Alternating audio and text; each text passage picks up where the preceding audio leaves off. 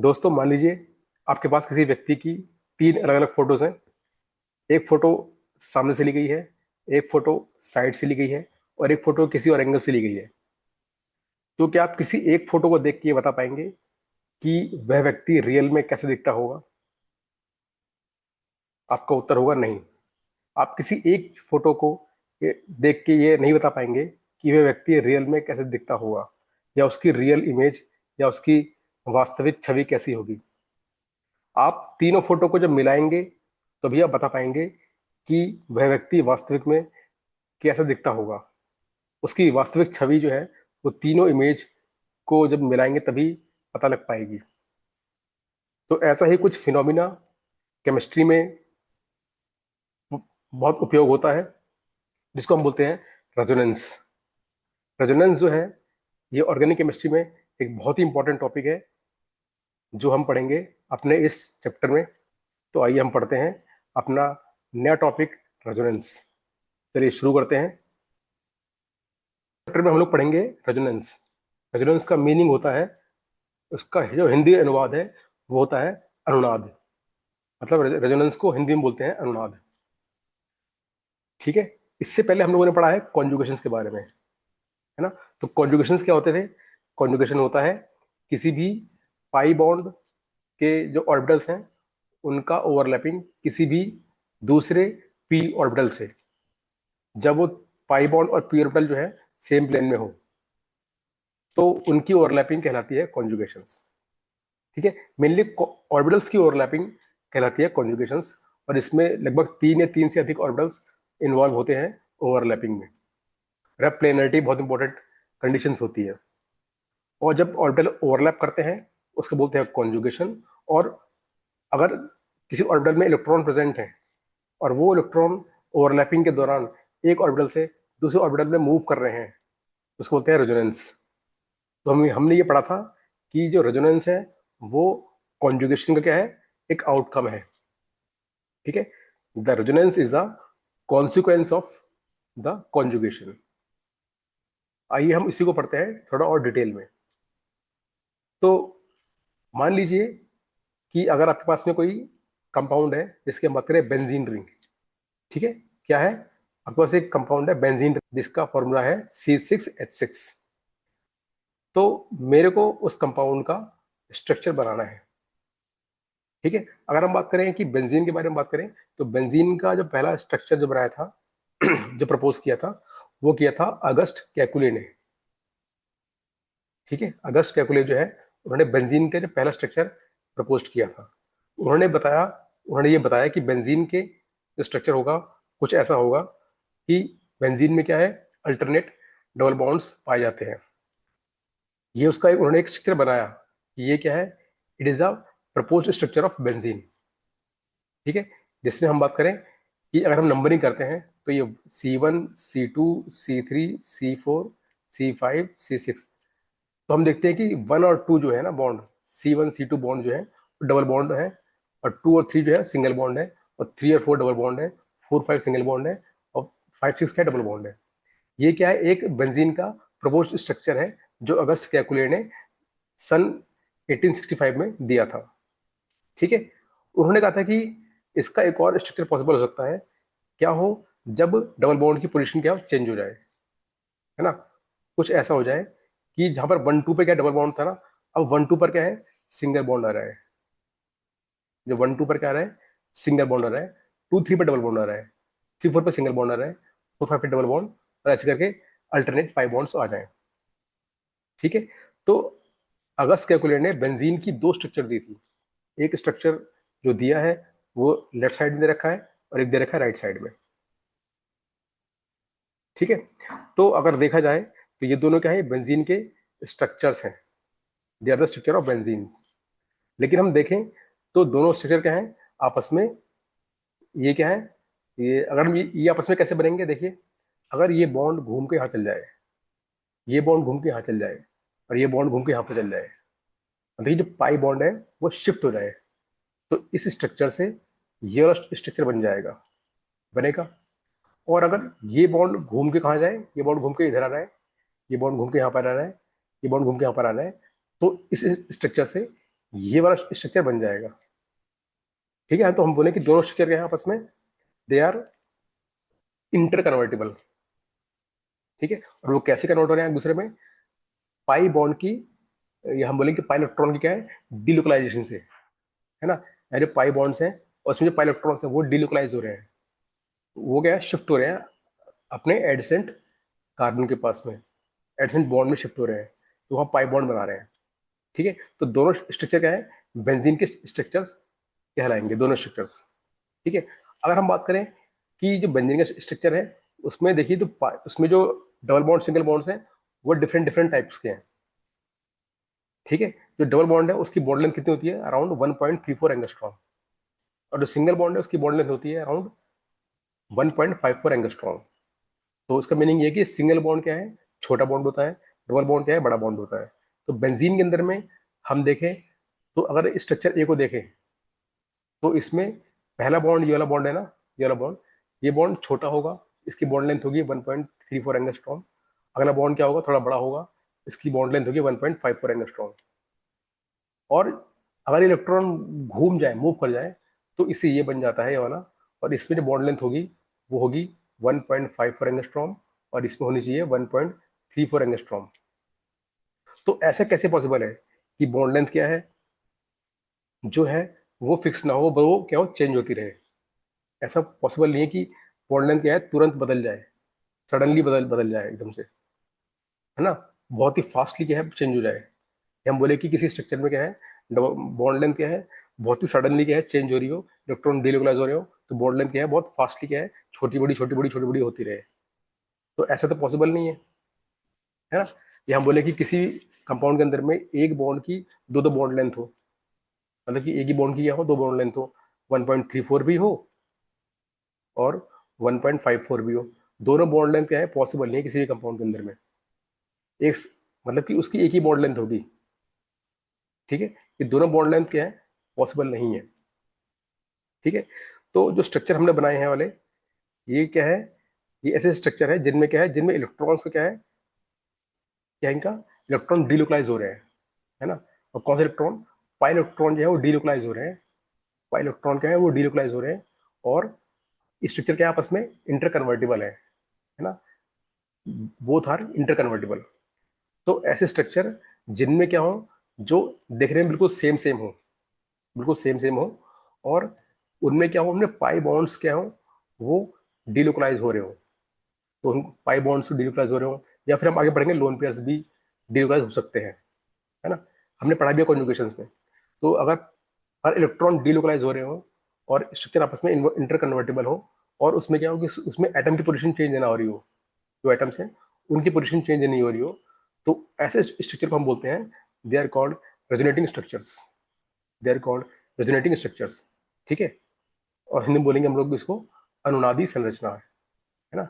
ऐसे स्ट्रक्चर जिनमें क्या हो, जिनमें एटम की पोजीशन चेंज ना हो, सिर्फ और सिर्फ पाई इलेक्ट्रॉन्स की, या फिर कोई भी लोन पेयर के इलेक्ट्रॉन्स की, या फिर हम बोले कि, या फिर कोई भी ऐसे इलेक्ट्रॉन जो क्या है जो फ्री हैं, उनकी उनकी जो है पोजीशन चेंज हो रही हो, और या फिर हम बोले कि बॉन्ड की पोजीशन चेंज हो रही हो, तो कौन से बॉन्ड, पाई बॉन्ड की पोजीशन चेंज हो रही हो, तो उनको हम बोलते हैं, this structures are called resonating structures. ठीक है, ये क्या है, ये बेंजीन की क्या है, they are the resonating structures. और बेंजीन की जो रियल, जो उसकी जो रियल स्ट्रक्चर को ये दो स्ट्रक्चर बता नहीं सकते कि बेंजीन रियल में कैसे दिखता होगा, क्योंकि भाई एक स्ट्रक्चर बता रहा है कि उसकी एक बॉन्ड लेंथ एक टाइम में छोटी थी और तुरंत वो बड़ी, वो क्या है, वो बड़ी हो गई है। वैसा पॉसिबल नहीं है कि बॉन्ड लेंथ क्या है, छोटी हो और तुरंत फटाक से वो बड़ी हो जाए, या डबल थी वो तुरंत फटाक से सिंगल हो जाए, ऐसा नहीं है, ऐसा नहीं होगा। एक टाइम पर क्या है, मतलब कि वो बॉन्ड लेंथ जो है वो फिक्स रहेगी, वो फटाक से क्या है चेंज नहीं हो जाएगी, है ना। तो रियल स्ट्रक्चर इसी बेंजीन का नहीं है वाला। अगर हम इन दोनों को मिला के देखें, है ना, और इसका एवरेज लें, तो हमको बेंजीन का रियल स्ट्रक्चर हमको मिलेगा कि बेंजीन रियल में कैसी होती होगी। तो बेंजीन जो है वो रियल में दिखती है कुछ इस तरीके से। ये क्या है, बेंजीन का रियल स्ट्रक्चर है, it is real structure of benzene. इसमें देख रहे हैं कि आप लोग बेंजीन में क्या है कि ये जो रिंग के अंदर में एक गोला दिखा रखा है, गोला, ये गोला बता रहा है कि इलेक्ट्रॉन जो है वो डिलोकलाइज हो रहे हैं, इलेक्ट्रॉन क्या है, डिलोकलाइज हो रहे हैं। ठीक है। और देखिए, जैसे कि हम बात करें, यहाँ पर क्या था, इस जगह पे देखिए क्या कहते हैं, यहाँ पर क्या था, ये बॉन्ड क्या है, ये बॉन्ड यहाँ शिफ्ट हुआ इस तरीके से, ये बॉन्ड यहाँ शिफ्ट हुआ, ये बॉन्ड यहाँ शिफ्ट हुआ। तो शिफ्टिंग जब हुई तो क्या हुआ इसके अंदर में, कुछ ऐसा हुआ इसके अंदर में। देखिए, ये बॉन्ड टूटा इस तरीके से, डॉट डॉट डॉट, ये बॉन्ड बना, डॉट डॉट डॉट, ये बॉन्ड टूटा, डॉट डॉट डॉट, ये बॉन्ड बना, डॉट डॉट डॉट, ये बॉन्ड टूटा, डॉट डॉट डॉट, ये बॉन्ड बना, डॉट डॉट डॉट। तो ये जो है ना डॉट डॉट डॉट, इसका मीनिंग है कि बॉन्ड जो है वो टूट रहा है या बन रहा है, दोनों के बीच की अवस्था है। बॉन्ड कंप्लीटली बना भी नहीं है, बॉन्ड कंप्लीटली टूटा भी नहीं है, ये बीच की अवस्था है, इलेक्ट्रॉन डिलोकलाइज हो रहे हैं। तो बेंजीन का जो रियल स्ट्रक्चर है वो कुछ इस तरीके से होता है। ठीक है। इसमें जो बॉन्ड्स हैं वो बॉन्ड ना तो प्योर डबल बॉन्ड है, ना प्योर सिंगल बॉन्ड है, उसके बीच की बॉन्ड है। और इसकी जो बॉन्ड लेंथ होती है वो होती है 1.39 एंगस्ट्रॉम। सारे कार्बन कार्बन बॉन्ड लेंथ जो होती है वो 1.39 एंगस्ट्रॉम होती है बेंजीन के अंदर में। सारे बॉन्ड लेंथ इक्वल होती है due to resonance, due to delocalization of electrons. ठीक है। तो हमने वही कहा कि हम लोग बेंजीन की दो स्ट्रक्चर बनाए मैंने। ठीक है। अब बोथ आर रेजोनेटिंग स्ट्रक्चर्स, और मैं इनके स्ट्रक्चर को हम देख के नहीं बता सकते कि बेंजीन रियल में कैसे दिखता होगा। बेंजीन की जो स्ट्रक्चर्स है वाले दोनों, अगर हम इनको मिला देंगे तो हमको रियल स्ट्रक्चर मिलेगा बेंजीन का, और जो है ये स्ट्रक्चर, इसको हम बोलते हैं, it is called resonance hybrid. तो हिंदी में बोलते हैं अनुनाद संकर, और रेजोनेंस हाइब्रिड ये बेंजीन का रियल स्ट्रक्चर है। तो मैंने एग्जांपल लिया ना स्टार्टिंग में कि आपके पास किसी व्यक्ति की दो या तीन अलग अलग इमेजेस है ना, आप किसी एक इमेज को देख के नहीं बता पाओगे कि वो व्यक्ति रियल में कैसे दिख रहा है। वही चीज जो है यहाँ पर मैंने लागू लागू की है। आपके पास बेंजीन के दो स्ट्रक्चर्स हैं और दोनों अलग अलग स्ट्रक्चर्स हैं। आपने दोनों, आप किसी एक स्ट्रक्चर को देख के नहीं बता पाओगे कि बेंजीन रियल में कैसे दिखता होगा। आपने दोनों को मिलाया, दोनों का एवरेज लिया, तो फिर बताया कि अपने बेंजीन जो है वो रियल में ऐसे दिखता है। ठीक है। ये बेंजीन के रियल स्ट्रक्चर है, and it is called resonance hybrid. इसमें कार्बन कार्बन की बॉन्ड लेंथ है सारी इक्वल है। और ये जो स्ट्रक्चर दिया था वो दिया था लाइनस पॉलिंग ने। लाइनस पॉलिंग जो है उन्होंने 1931 में इसका रियल स्ट्रक्चर बताया है कि बेंजीन रियल में कैसे दिखता है। उससे पहले 1865 में क्या कुले ने अपने स्ट्रक्चर दिए थे बेंजीन के, जो ये दो दो स्ट्रक्चर बनाए हैं वो दिए थे। ठीक है। लेकिन क्या है, ये रियल स्ट्रक्चर नहीं है, दे आर इमेजिनरी स्ट्रक्चर। ये जो है ना, they are called imaginary structure. Imaginary structure है ये, काल्पनिक स्ट्रक्चर है ये काल्पनिक है, रियल में ऐसा नहीं है। इसने ड्रॉ कर दिया, काल्पनिक स्ट्रक्चर से बना दिया, लेकिन रियल में ऐसा नहीं है। रियल में होता है इस तरीके से, दोनों का एवरेज लिया तो रियल में मिला इसको इस तरीके से, और ये इसका रियल स्ट्रक्चर है। तो हमने देखा कि जो रेजोनेटिंग स्ट्रक्चर्स हैं वो रियल स्ट्रक्चर नहीं होते, they are not the real structure of compound. ठीक है। बट रेजोनेंस हाइब्रिड जो होती है, it is the real structure of the compound. ठीक है। क्लियर हो गया। और देखिए एग्जांपल, देखिए इसके एग्जांपल नंबर 2 हम लेंगे इसका, कार्बोक्सिलेट आयन का। और वहां देखेंगे कि वहां कैसे रेजोनेंस होता है और कैसे उस मॉलिक्यूल में बॉन्ड लेंथ जो होती है वो इक्वल हो जाती है, सीओ बॉन्ड लेंथ कैसे इक्वल होती है, हम वो देखेंगे अपने अगले कंपाउंड के अंदर में, अगले आयन के अंदर में। उससे पहले हम लोग समझते हैं कि जो रेजोनेंस हाइब्रिड है वो क्या होती है। मैंने बताया कि आप अगर दोनों कंपाउंड को मिलाओगे, उसका मिक्सचर करोगे ना, मिक्सअप करोगे उसको, तो उससे बनेगा रेजोनेंस हाइब्रिड, हाइब्रिड संकर। आपने बायो में पढ़ा होगा कैसे किसी भी दो एनिमल्स को लेंगे, है ना, और दो क्या है, दो अलग अलग ब्रीड के एनिमल्स हैं। जिसकी आप बात करें, आपने गधा ले लिया, एक घोड़ा ले लिया, उनकी ब्रीडिंग कराई, उनको उनकी मिक्सिंग कराई है, और उससे जो नया जीव पैदा हुआ है वो है खच्चर, म्यूल। तो जो म्यूल है ना, म्यूल के अंदर में दोनों की प्रॉपर्टीज है। म्यूल के अंदर में गधे की प्रॉपर्टीज भी है, और म्यूल के अंदर में घोड़े की प्रॉपर्टीज भी है। ठीक है। म्यूल जो है दोनों की तरह दिखता है, उसमें कुछ घोड़े की भी उसमें कुछ वो रहेगी प्रॉपर्टी, और कुछ इसके अंदर में गधे की भी प्रॉपर्टी रहेगी। तो ये मैंने बताया कि ये एक एनोलॉजी है रेजोनेंस हाइब्रिड की, है ना। ऐसे ही ऑर्गेनिक कंपाउंड्स में भी ऐसे ही लागू, यही कंसेप्ट लागू होता है। आपने दोनों या तीनों जितने भी उसके होते हैं ना रेजोनेटिंग स्ट्रक्चर्स, आपने सबको मिलाया, और उससे जो फाइनली आपको जो मिला है मिक्सिंग करने पर, जो आपको इमेज मिली है, it is the real image of the compound. ठीक है, तो हम पढ़ते हैं अपना अगला कंपाउंड कार्बोक्सिलेट। तो देखिए कार्बोक्सिलेट जो एनायन है, वहां देखें तो ये इसका एक स्ट्रक्चर बनता है कार्बोक्सिलेट का।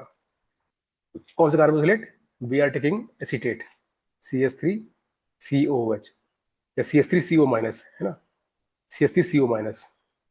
तो इट इज एसिटिक एसिड ना, CH3COH। हम ले रहे हैं कार्बोक्सिलेट जो होता है CH3COO माइनस। तो अगर मैं इसका बनाऊंगा स्ट्रक्चर, कैसा बनेगा? ये इसका एक स्ट्रक्चर है। कैसे? CH3CO माइनस, एक ऊपर माइनस चार्ज है। ठीक है, अगर ऐसा हो जाए कि ये इलेक्ट्रॉन घूम के यहाँ पर चल जाए और ये पाई बॉन्ड टूट के इलेक्ट्रॉन यहाँ छोड़ दे, तो इससे बन जाएगा ये कंपाउंड, इससे बन जाएगा ये स्ट्रक्चर इसका, इससे बन जाएगा ये स्ट्रक्चर ये वाला। इसमें देखिए, इसमें क्या है कि ऊपर क्या है? माइनस चार्ज है। कौन से ऊपर? इस वाले ऊपर माइनस चार्ज है। और इसमें क्या है? इसमें जो ऊपर हुआ है उसमें माइनस चार्ज है। ठीक है, तो यहाँ पर क्या है? चार्ज जो है किसी एक एटम पर मैंने रखा नहीं कभी, एक में मैंने रखा नीचे, एक में रखा मैंने ऊपर वाले ऑक्सीजन पर। ठीक है, दोनों स्ट्रक्चर जो है वो क्या है? ये बता रहे हैं कि ये एसीटेट एनायन का स्ट्रक्चर है। तो अगर हम देखें तो भाई एक तरफ, एक बार तो भाई ये वाला CO डबल बॉन्ड था, डबल बॉन्ड था, एक बार ये CO सिंगल बॉन्ड था। और हम देखते हैं कि जो CO सिंगल बॉन्ड है ना, CO सिंगल बॉन्ड, वो क्या है? उसकी बॉन्ड लेंथ होती है 1.36 एंगस्ट्रॉम, इसकी बॉन्ड लेंथ है CO सिंगल बॉन्ड की। और CO डबल बॉन्ड की बॉन्ड लेंथ होती है 1.21 एंगस्ट्रॉम। तो भाई एक बार क्या है कि ये बॉन्ड जो है, मान लीजिए इसका 1.21 एंगस्ट्रॉम्स की बॉन्ड लेंथ है, और इसकी बॉन्ड लेंथ कितनी होगी? 1.36 एंगस्ट्रॉम।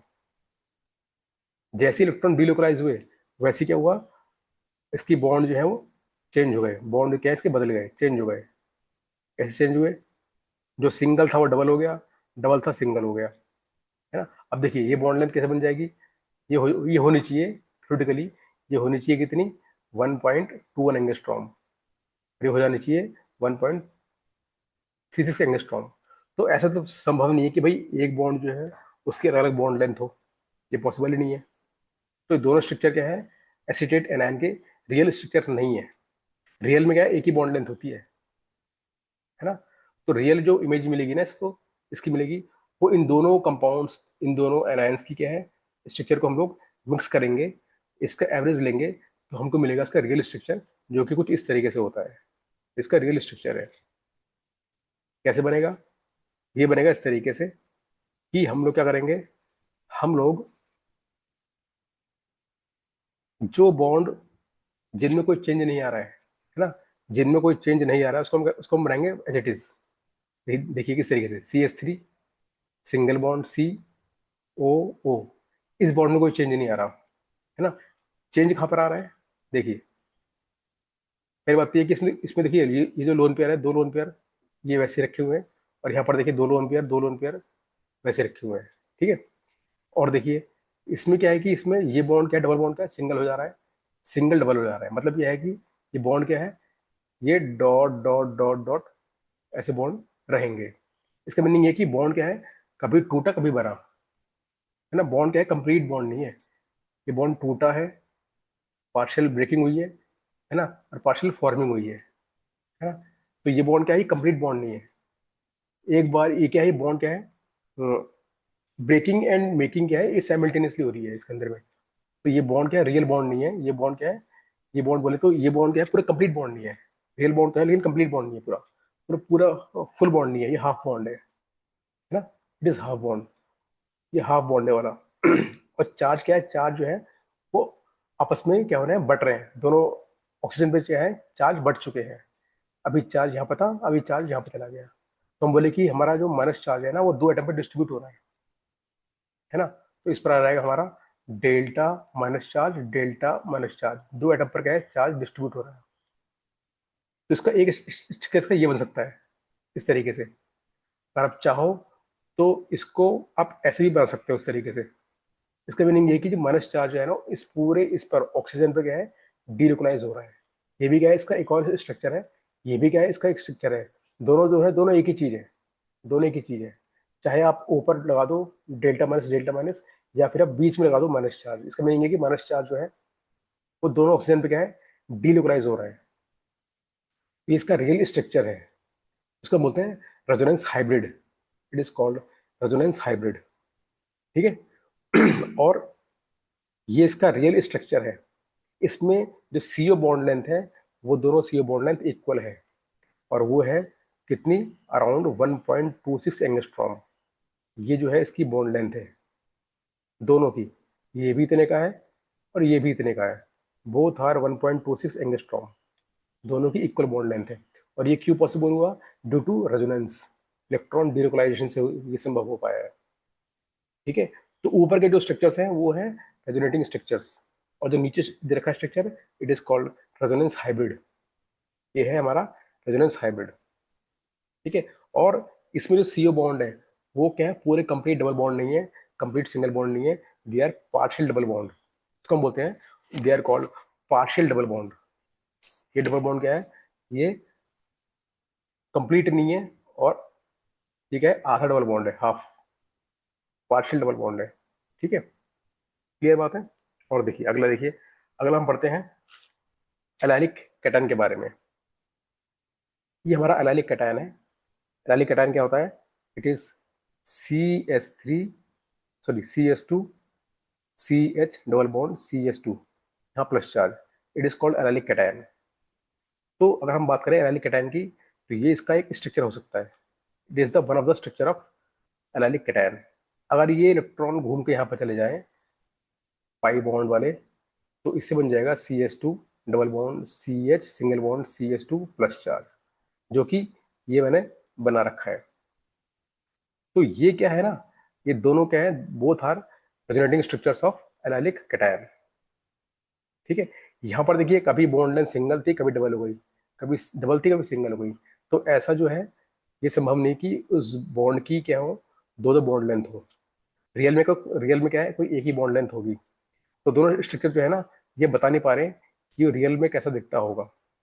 रियल में दिखेगा जब हम दोनों को मिक्सिंग करेंगे, इन दोनों का एवरेज लेंगे, तो हमको मिलेगा रियल स्ट्रक्चर, जो कुछ इस तरीके से होता है।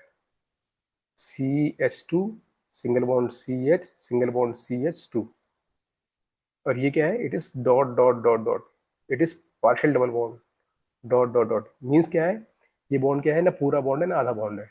कौन सा, पाई बॉन्ड जो है। और चार्ज क्यों डिस्ट्रीब्यूट हो रहा है, तो एक बार यहाँ डेल्टा माइनस प्लस, एक बार यहाँ डेल्टा प्लस। चार्ज क्या है, दो एटम पर बढ़ गया है।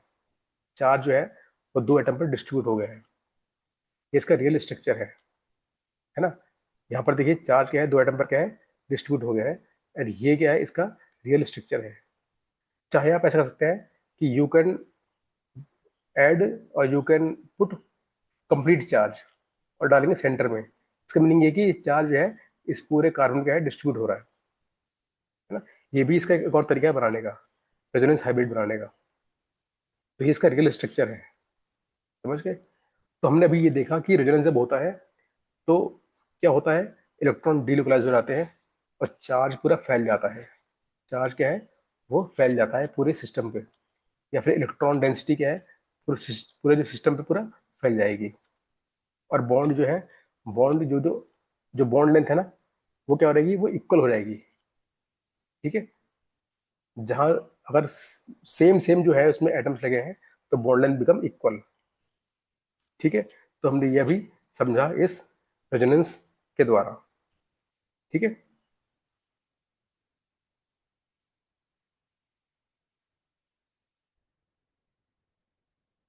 तो हमने ये देखा कि अगर किसी भी मॉलिक्यूल के अंदर में पाई बॉन्ड्स प्रेजेंट है या पाई इलेक्ट्रॉन प्रेजेंट है, ठीक है, तो क्या होगा, या फिर उसमें लोन पेयर भी प्रेजेंट है, लोन पेयर जिसकी बात करें, एसीटेट की बात करें, तो उसमें अगर किसी भी मॉलिक्यूल में पाई बॉन्ड प्रेजेंट हो या लोन पेयर प्रेजेंट हो, ठीक है, और वो डिलोकलाइज हो सके, तो क्या होता है, उस मॉलिक्यूल के एक से अधिक क्या है, इलेक्ट्रॉनिक अरेंजमेंट्स बनते हैं। उन्हीं को हम बोलते हैं, they are called resonating structures. ठीक है। और इलेक्ट्रॉन का डिलोकलाइजेशन, ये होता है रेजोनेंस। ठीक है, समझ गई बात मेरी। और उससे क्या होगा, उससे इलेक्ट्रॉन डेंसिटी क्या होगी, वह पूरे मॉलिक्यूल पर पूरा फैल जाएगी। जहां जहां इलेक्ट्रॉन डिलोकलाइज हो रहे हैं, वहां वहां इलेक्ट्रॉन डेंसिटी क्या है, फैल जाएगी। और उससे क्या है, उससे मॉलिक्यूल बिकम स्टेबलाइज। ठीक है। अगर चार्ज फैल रहा है तो चार्ज बिकम स्टेबलाइज। ठीक है, क्लियर बात। तो ये क्या है, इसकी डेफिनेशन है जो मैंने यहाँ पर लिखी है कि अगर मॉलिक्यूल में, किसी मॉलिक्यूल में पाई इलेक्ट्रॉन प्रेजेंट हो या लोन पेयर प्रेजेंट हो, तो इलेक्ट्रॉन क्या होंगे, वो डीलोकलाइज होते हैं, और उस कंपाउंड के, उस मॉलिक्यूल के एक से अधिक क्या है, इलेक्ट्रॉनिक अरेंजमेंट्स बनते हैं, और इसी को हम बोलते हैं रेजोनेंस।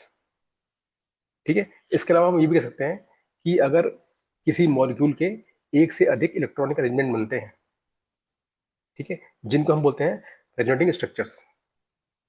ठीक है, और और क्या होता है कि वो जो स्ट्रक्चर्स है ना, कोई एक स्ट्रक्चर लोगे आप, तो वो उस मॉलिक्यूल का रियल स्ट्रक्चर बनाने में, बताने में क्या है, वो पॉसिबल नहीं हो पाएगा कि आप एक स्ट्रक्चर से उस मॉलिक्यूल का रियल स्ट्रक्चर बना सको या बता सको। तो क्या होता है, हम सभी स्ट्रक्चरों का हम एवरेज लेते हैं और हम बनाएंगे उसका रियल स्ट्रक्चर, और उसे बोलते हैं, it is called resonance hybrid. ठीक है, उन स्ट्रक्चरों की मिक्सिंग करने पर, उन सबको जब मिलाने पर हमको एक एवरेज मॉलिक्यूल हमको मिलेगा, it is called resonance structures. It is called resonance hybrid.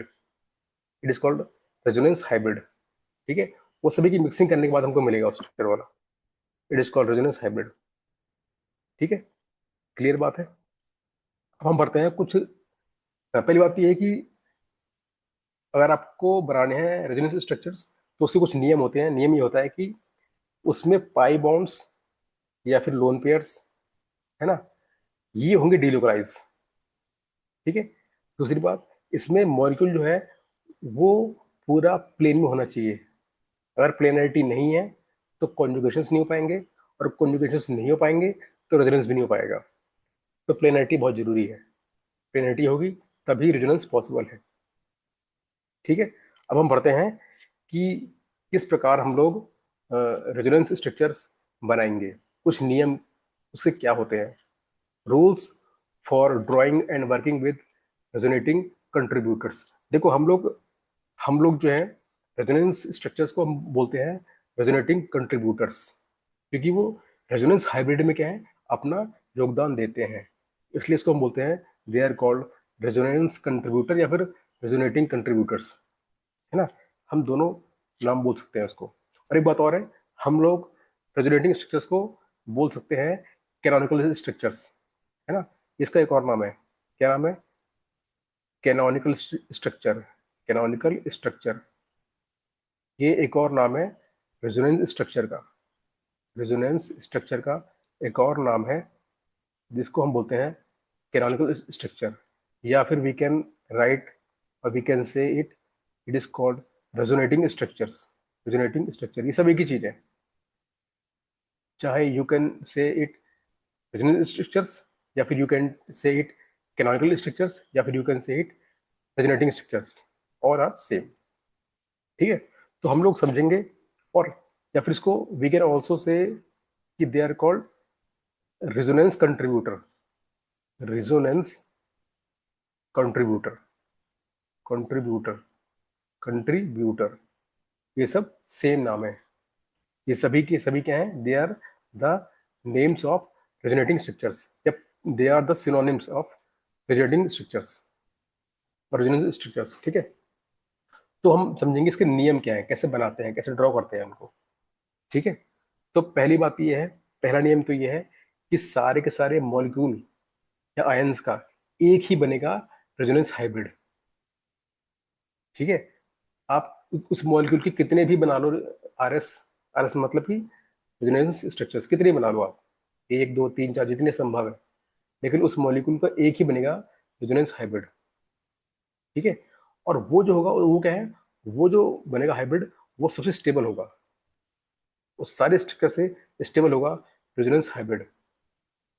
ठीक है, तो यहाँ पर मैंने बता रखा है कि ये क्या है, हमारा एसीटेट के एनायंस हैं दोनों, दोनों both R resonance structures.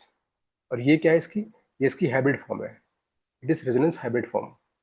Charge क्या है, चार्ज जो है दोनों पे बढ़ चुका है, अभी चार्ज फुल इस पे था, अब चार्ज फुल इस वाले पर ऊपर है।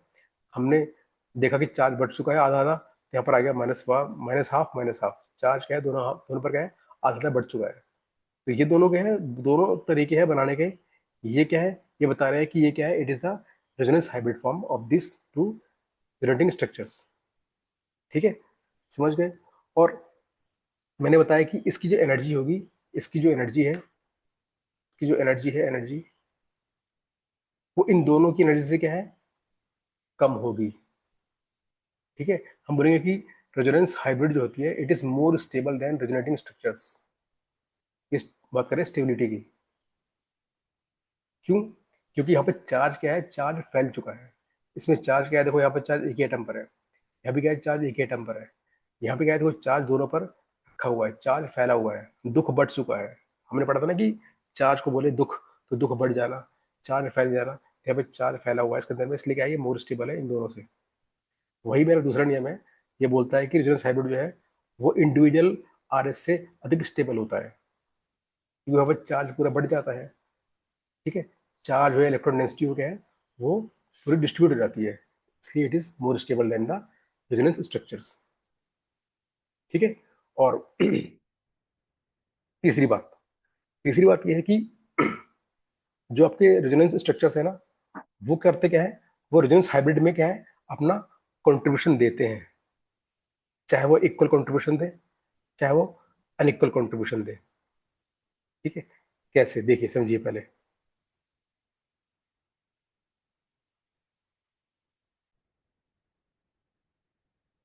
देखिए मान लीजिए कि, एक मिनट,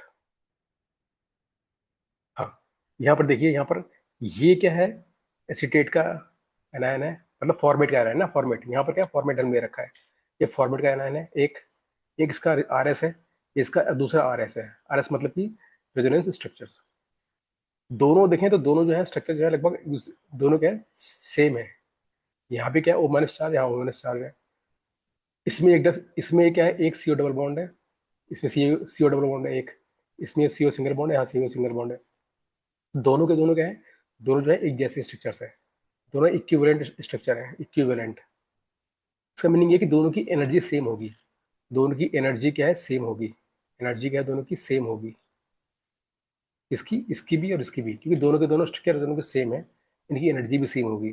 तो मान लीजिए इसकी मान लीजिए इसकी एनर्जी E1 है, इसकी एनर्जी E2 है, इसकी एनर्जी E3 है, किसकी, रेजोनेंस हाइब्रिड की। तो हम बोलेंगे कि जो एनर्जी होगी ना, वो E3 की क्या है, सबसे कम होगी, और उससे बाद में होगी E2 और E1 की, जो कि बराबर है। ये मीनिंग है इसका एनर्जी का। ठीक है, और दूसरी बात ये है कि क्योंकि इनकी एनर्जी जो है, इन दोनों की एनर्जी बराबर है, E1 E2 की एनर्जी बराबर है ना, इसलिए क्या होगा, इसलिए दोनों के दोनों क्या है, इक्वली कंट्रीब्यूट करेंगे रेजोनेंस हाइब्रिड बनाने के लिए, है ना। इसका कंट्रीब्यूशन होगा 50%, इसका कंट्रीब्यूशन होगा 50%, इनका कंट्रीब्यूशन है। और उनकी आधा ये लेंगे, आधा ये लेंगे, दोनों की मिक्सिंग करेंगे, दोनों को हम जोड़ेंगे तो ये ऐसा बन जाएगा। ठीक है, तो इनका क्या है, कंट्रीब्यूशन इक्वल कंट्रीब्यूशन है, दे हैव इक्वल कंट्रीब्यूशन। अगर स्ट्रक्चर इक्वल एक जैसे हैं, they have equal contribution to the resonance hybrid. अगर स्ट्रक्चर एक जैसे नहीं है, तो इनका इक्वल कंट्रीब्यूशन नहीं होगा रेजोनेंस हाइब्रिड के लिए। ठीक है, वो हमारा अगला नियम है कि resonance contributor do not have to be equivalent. अगर मान लीजिए ये अगर इक्विवेलेंट नहीं है, अगर ये इक्विवेलेंट नहीं है, एक जैसे नहीं है, तो इनका इक्वल कंट्रीब्यूशन नहीं होगा। ठीक है, देखिए ये कैसे, ये हमारा एक एक तरह का एनायन है, ठीक है, कार्बन आयन है, इसका कीटोन का। यहाँ पर क्या है, माइनस चार्ज है सी पर, और इलेक्ट्रॉन घूम के यहाँ पर जाए, तो ये इलेक्ट्रॉन घूम के यहाँ पर जाएंगे, पहले इलेक्ट्रॉन्स, इससे बन जाएगा ये। ठीक है, तो दोनों क्या है, both are the resonance structures. ठीक है, अगर हम बात करें कि इनमें से कौन सा मोर स्टेबल है, तो देखते हैं यहाँ पर ओ पे माइनस चार्ज है, ऊपर क्या है, माइनस चार्ज, ओ पे माइनस चार्ज है, ओ क्या है, मोर इलेक्ट्रोनेगेटिव एलिमेंट है ना, और उस पे माइनस चार्ज सही, मतलब स्टेबल रहेगा। यहाँ पर सी पे माइनस चार्ज है, सी पर माइनस चार्ज, सी क्या है, सी कम इलेक्ट्रोनेगेटिव है, उससे माइनस चार्ज इतना स्टेबल नहीं रहेगा। तो हम बात करें स्टेबिलिटी की, तो ओ माइनस क्या है, मोर स्टेबल होता है as compare to C minus. इसलिए क्या है कि इसकी स्ट्रक्चर नंबर 2 की स्टेबिलिटी, इसकी स्टेबिलिटी जो है, इसकी स्टेबिलिटी जो है, ये ज्यादा होगी as compare to this, it is more stable, it is more stable. हम लोग स्टेबिलिटी का नियम पढ़ेंगे, स्टेबिलिटी कैसे चेक करते हैं। हम पढ़ेंगे आगे जा करके थोड़ा और डिटेल में। अभी समझ लीजिए कि ये क्या है, मोर स्टेबल है क्योंकि इसमें ओपन माइनस चार्ज है, वो इलेक्ट्रोनेगेटिव ज़्यादा है, तो माइनस चार्ज इजिली अपने पास रख लेगा, तो मोर स्टेबल हो जाएगा। ठीक है। सी क्या है, सी इतना इलेक्ट्रोनेगेटिव नहीं है, तो माइनस चार्ज अपने पास रख नहीं पाएगा, इसलिए कम स्टेबल रहेगा। अब क्या होगा, अब देखिए, मान लीजिए इसकी एनर्जी क्या है, E1 है, इसकी एनर्जी E2 है, तो क्या होगा, E1 जो है उसकी एनर्जी क्या है, कम होगी एज कम्पेयर टू E2 के। तो यहाँ पर क्या है, दोनों के दोनों जो है वो इक्वली कंट्रीब्यूट नहीं कर पाएंगे रेजोनेंस हाइब्रिड की के लिए। जो इसका कंट्रीब्यूशन जो होगा ना, ये जो होगा वो 50% से ज्यादा होगा, मोर देन 50% कंट्रीब्यूशन होगा इसका।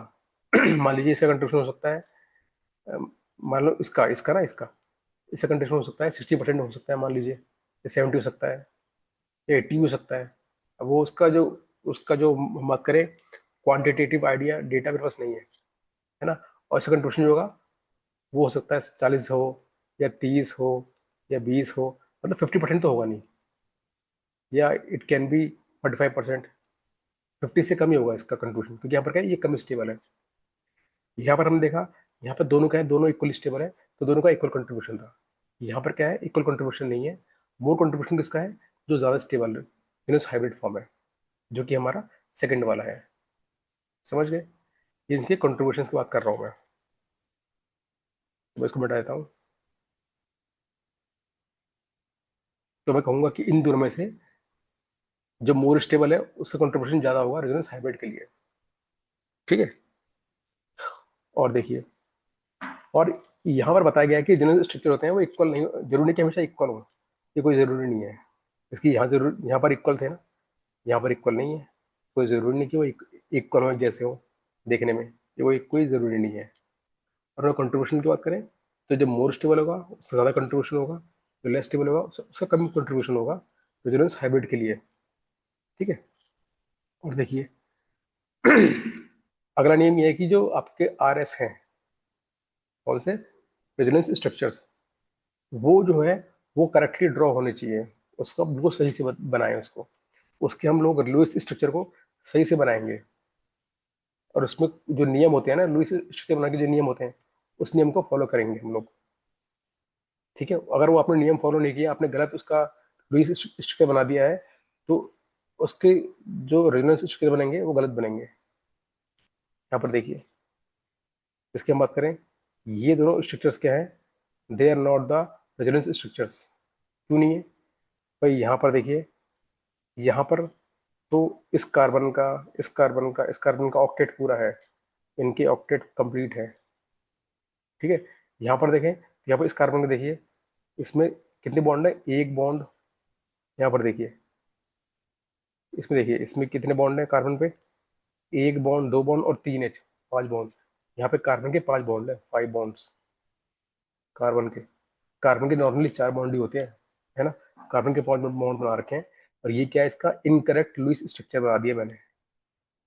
It is incorrect Lewis structure.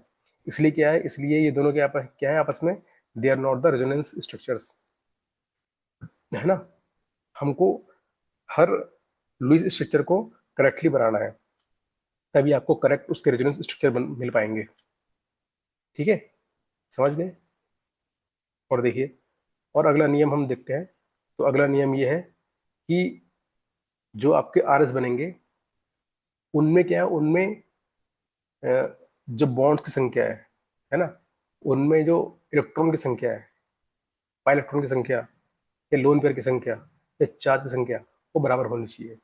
ये हमारा अगला नियम है कि उनके अंदर में अगर उनके सेम मोलेकुलर फॉर्मूला है, तो क्या होगा, तो उनके अंदर में इलेक्ट्रॉन की संख्या बराबर होनी चाहिए, और चार्ज भी उनमें बराबर होनी चाहिए। देखिए कैसे, यहाँ कितने इलेक्ट्रॉन्स हैं, देखिए कौन से इलेक्ट्रॉन्स हम बात करें, लोन पेयर के इलेक्ट्रॉन्स, है ना, या फिर पाई बॉन्ड के इलेक्ट्रॉन्स, कोई भी इलेक्ट्रॉन आप काउंट कर लो, सब बराबर ही होने चाहिए। तो हम देखते हैं कि यहाँ पर कितने इलेक्ट्रॉन्स हैं। देखिए, यहाँ पर देखें तो 2 इलेक्ट्रॉन ये, 2 इलेक्ट्रॉन ये, 2 इलेक्ट्रॉन ये, कितने इलेक्ट्रॉन है, लोन पेयर के 3 पेयर है। यहाँ पर 3 लोन पेयर इलेक्ट्रॉन है, हम बोलेंगे 3 लोन पेयर है।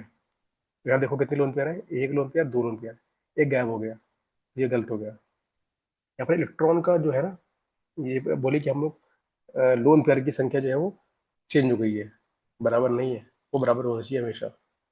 लोन पेयर की जो संख्या है वो बराबर हो, ये सेम हो। और देखो इनपे चार्ज भी डिफरेंट है। कैसे? यहाँ पे देखें, भाई ये तो न्यूट्रल है ना, ये तो न्यूट्रल है, इसमें कोई चार्ज नहीं है, लेकिन यहाँ पे आ गया प्लस चार्ज, ये रहा, ये प्लस चार्ज है। तो charge can nether be created not destroyed, charge थोड़ी अपने आप बन जाएगा, है ना। अगर देखो यहाँ पॉजिटिव होता है नेगेटिव भी होता है, तब होता है न्यूट्रल, ओवरऑल न्यूट्रल। यहाँ पर अपने नया चार्ज बन चुका है प्लस चार्ज, है ना। इस पे नेट चार्ज क्या है? Plus charge. तो नेट चार्ज बराबर होना चाहिए नेट चार्ज। यहाँ पे नेट चार्ज जीरो है, तो यहाँ पे नेट चार्ज जीरो होना चाहिए। कोई नया चार्ज अपने आप उत्पन्न नहीं होगा, एक्स्ट्रा चार्ज है अपने आप बनेगा नहीं।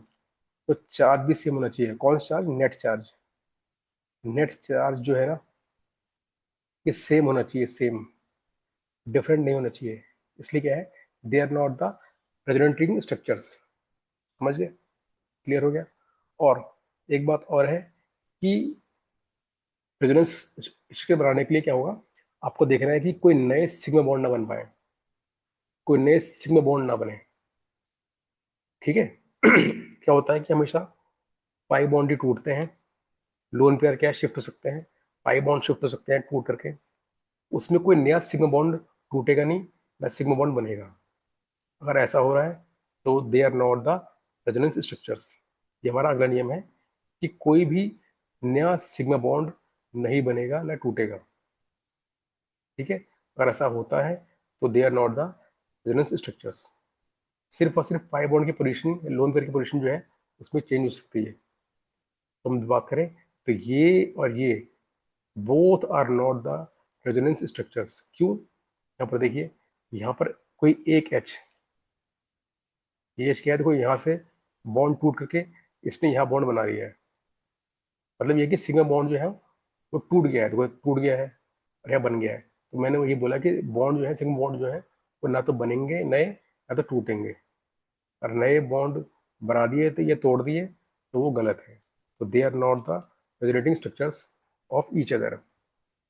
ठीक है? समझ गए? क्लियर है? तो आप लोग एक बार इन नियम्स को एक बार दोबारा से दोहरा लीजिए, समझ लीजिए कि क्या रूल इसमें लागू होता है for drawing the R S. ठीक है? अभी हमने पढ़ा था कि अगर दोनों के दोनों आर एस, अगर उसके दो बन रहे हो, तीन बन रहे हो, चार बन रहे हो, आर एस बन रहे हो, अगर उनके स्ट्रक्चर सेम सेम है, ऑल हैव सेम स्ट्रक्चर्स, है ना, तो क्या होगा, उनकी एनर्जी भी सेम होगी, है ना। अगर उनकी एनर्जी सेम है तो all are equally contribute to the resonance hybrid. ठीक है? और अगर उनके स्ट्रक्चर डिफरेंट डिफरेंट हों तो they will not contribute equally to the resonance hybrid. ये हमने अभी पढ़ा है, बात आप ध्यान रखेंगे। हम एक सवाल करेंगे जब आगे जा करके कि रेजोनेंस कंट्रीब्यूटर्स हमको ढूंढने पड़ेंगे कि किसका कंट्रीब्यूशन ज़्यादा है, या फिर कौन मेजर कंट्रीब्यूटर है, कौन माइनर कंट्रीब्यूटर है। तो आप इस बात से मतलब पता करेंगे कि कौन सा मोर स्टेबल है, या दोनों इक्वली स्टेबल है या नहीं है, तो कौन सा लेस स्टेबल है। तो उससे हमको पता रहेगा कि कौन सा मेजर कंट्रीब्यूटर है, कौन सा माइनर कंट्रीब्यूटर है। ठीक है? तो हम आगे बढ़ेंगे जा करके। समझ गए?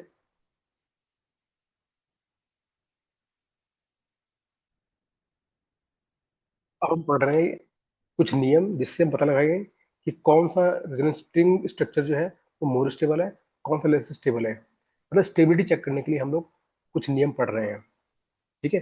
तो पहला नियम तो यही है कि अगर जिस स्ट्रक्चर में एटम्स के वैलेंस शेल पूरे कंप्लीट है वो मोर स्टेबल होगा उस स्ट्रक्चर की तुलना में जिसमें क्या है, इलेक्ट्रॉन, जिसमें क्या है कि ऑक्टेट जो है या वैलेंस शेल क्या है, इनकम्प्लीट हो। वैलेंस शेल क्या है, इनकम्प्लीट हो। ठीक है? तो कैसे? देखिए, ये क्या है, मेरा एक स्ट्रक्चर है आर एस है, ये मेरा अगला आर एस है। इसमें इलेक्ट्रॉन यहाँ से यहाँ गए, बन गया ये। यहाँ पर देखें तो इसका ऑक्टेट जो है पूरा नहीं है, इसमें कितने इलेक्ट्रॉन्स है वैलेंस शेल में? 6 इलेक्ट्रॉन्स। यहाँ कितने हैं? इसका ऑक्टेट पूरा है कि इसके बॉन्ड कितने हैं? 4 बॉन्ड है कार्बन के, ऑक्टेट पूरा है। यहाँ ओके भी ओके है, ऑक्टेट पूरा है।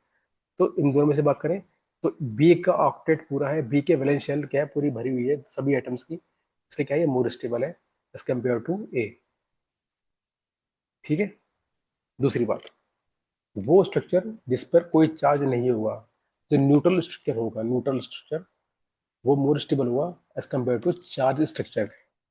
जो स्ट्रक्चर चार्ज होगा, चार्ज जिसपे चार्ज प्रेजेंट होंगे, वो कम स्टेबल होगा as compare to neutral generating structure के तुलना में। ठीक है। तो यहाँ पर देखें, तो ये क्या है, पूरा न्यूट्रल है, इस पे चार्ज आ गए हैं, प्लस चार्ज माइनस चार्ज, तो ये मोर स्टेबल है, ये लेस स्टेबल है, तो यहाँ पर ए मोर स्टेबल देन बी। समझ गए। ये इसका अगला नियम है। पहला नियम क्या है, ऑक्टेट पूरा हो सभी एटम्स का, जो जो एटम जिनमें ऑक्टेट लागू होता है ना, ऑक्टेट पूरा है, या बोले कि वैलेंस शेल पूरी भरी हुई है, वो मोर स्टेबल होगा एज कम्पेयर टू वाला स्ट्रक्चर जिसमें एटम की वैलेंस शेल भरी ना हो। दूसरा नियम ये है कि जिस पर जो न्यूट्रल है वो मोर स्टेबल होगा एज कम्पेयर टू चार्ज। ठीक है, क्लियर हो गया। तीसरी बात ये है कि वो स्ट्रक्चर जिसमें क्या हो, जिसमें नेगेटिव चार्ज जो है वो मोर इलेक्ट्रोनेगेटिव पर रखा हो, और पॉजिटिव चार्ज जो है लेस इलेक्ट्रोनेगेटिव पर एटम पर रखा हो, वो मोर स्टेबल होगा, है ना। नेगेटिव चार्ज अगर प्रेजेंट है मोर इलेक्ट्रोनेगेटिव एटम पर, और पॉजिटिव चार्ज प्रेजेंट है लेस इलेक्ट्रोनेगेटिव एटम पर, तो वो वाला स्ट्रक्चर मोर स्टेबल होगा इसकी तुलना में, उसकी तुलना में जिसमें क्या हो कि नेगेटिव चार्ज प्रेजेंट हो लेस इलेक्ट्रोनेगेटिव एटम पर, और पॉजिटिव चार्ज प्रेजेंट हो मोर इलेक्ट्रोनेगेटिव एटम पर, तो वो क्या है, वो लेस स्टेबल होगा, अगला वाला जो बताया मैंने। ठीक है। तो यहाँ पर देखिए, यहाँ पर क्या है कि सी पे क्या है, माइनस चार्ज है, और यहाँ पर क्या है, ओ पे माइनस चार्ज है, हमने पहले ही पढ़ा हुआ है। ओ क्या है, ओ मोर इलेक्ट्रोनेगेटिव है एज कम्पेयर टू कार्बन, उससे माइनस चार्ज मोर स्टेबल रहेगा एज कम्पेयर टू सी पे माइनस चार्ज। तो इसलिए क्या है कि ये जो है ये मोर स्टेबल रहेगा, ये लेस स्टेबल रहेगा, तो बी स्टेबिलिटी क्या होगी, ज्यादा होगी ए की तुलना में। समझ गए। तो ये जो है हमारा एक और नियम था। इसके बाद हम बात करें तो अगला नियम ये है कि जिसमें चार्ज सेपरेशन बहुत ज्यादा हो, वो कम स्टेबल होगा एज कम्पेयर टू वो स्ट्रक्चर जिसमें चार्ज सेपरेशन क्या हो, सबसे कम हो। यहाँ पर देखिए, चार्ज में सेपरेशन, यहाँ पर देखिए एक बॉन्ड का सेपरेशन है इनके बीच में, ये दोनों चार्ज क्या है, डिफरेंट अपोजिट चार्ज से, इनमें क्या है, एक बॉन्ड का सेपरेशन है। यहाँ पर देखें, यहाँ पर जो अपोजिट चार्ज है इनके बीच में देखिए, एक बॉन्ड, दो बॉन्ड, तीन बॉन्ड, इनके बीच में क्या है, तीन बॉन्ड का चार्ज सेपरेशन है, या डिस्टेंस ज्यादा है, तो मोर charge separation less stable, less charge separation more stable. क्योंकि होता क्या है कि अनलाइक चार्ज क्या है, अट्रैक्ट करते हैं, पास में रहेंगे ज़्यादा अट्रैक्शन रहेगा, दूर रहेंगे कम अट्रैक्शन रहेगा, इसलिए अगर चार्ज सेपरेशन कम है तो स्टेबिलिटी ज़्यादा है, इसलिए क्या होगा, ये मोर स्टेबल है, A is more stable than B. ठीक है। और देखिए, अगर आपके आर एस जो है दोनों के दोनों इक्वल हैं, देखने में इक्वल हैं, तो उनकी एनर्जी भी इक्वल रहेगी, उनकी स्टेबिलिटी भी इक्वल रहेगी, तो इसलिए क्या है कि दोनों के दोनों क्या है, इक्वली स्टेबल है।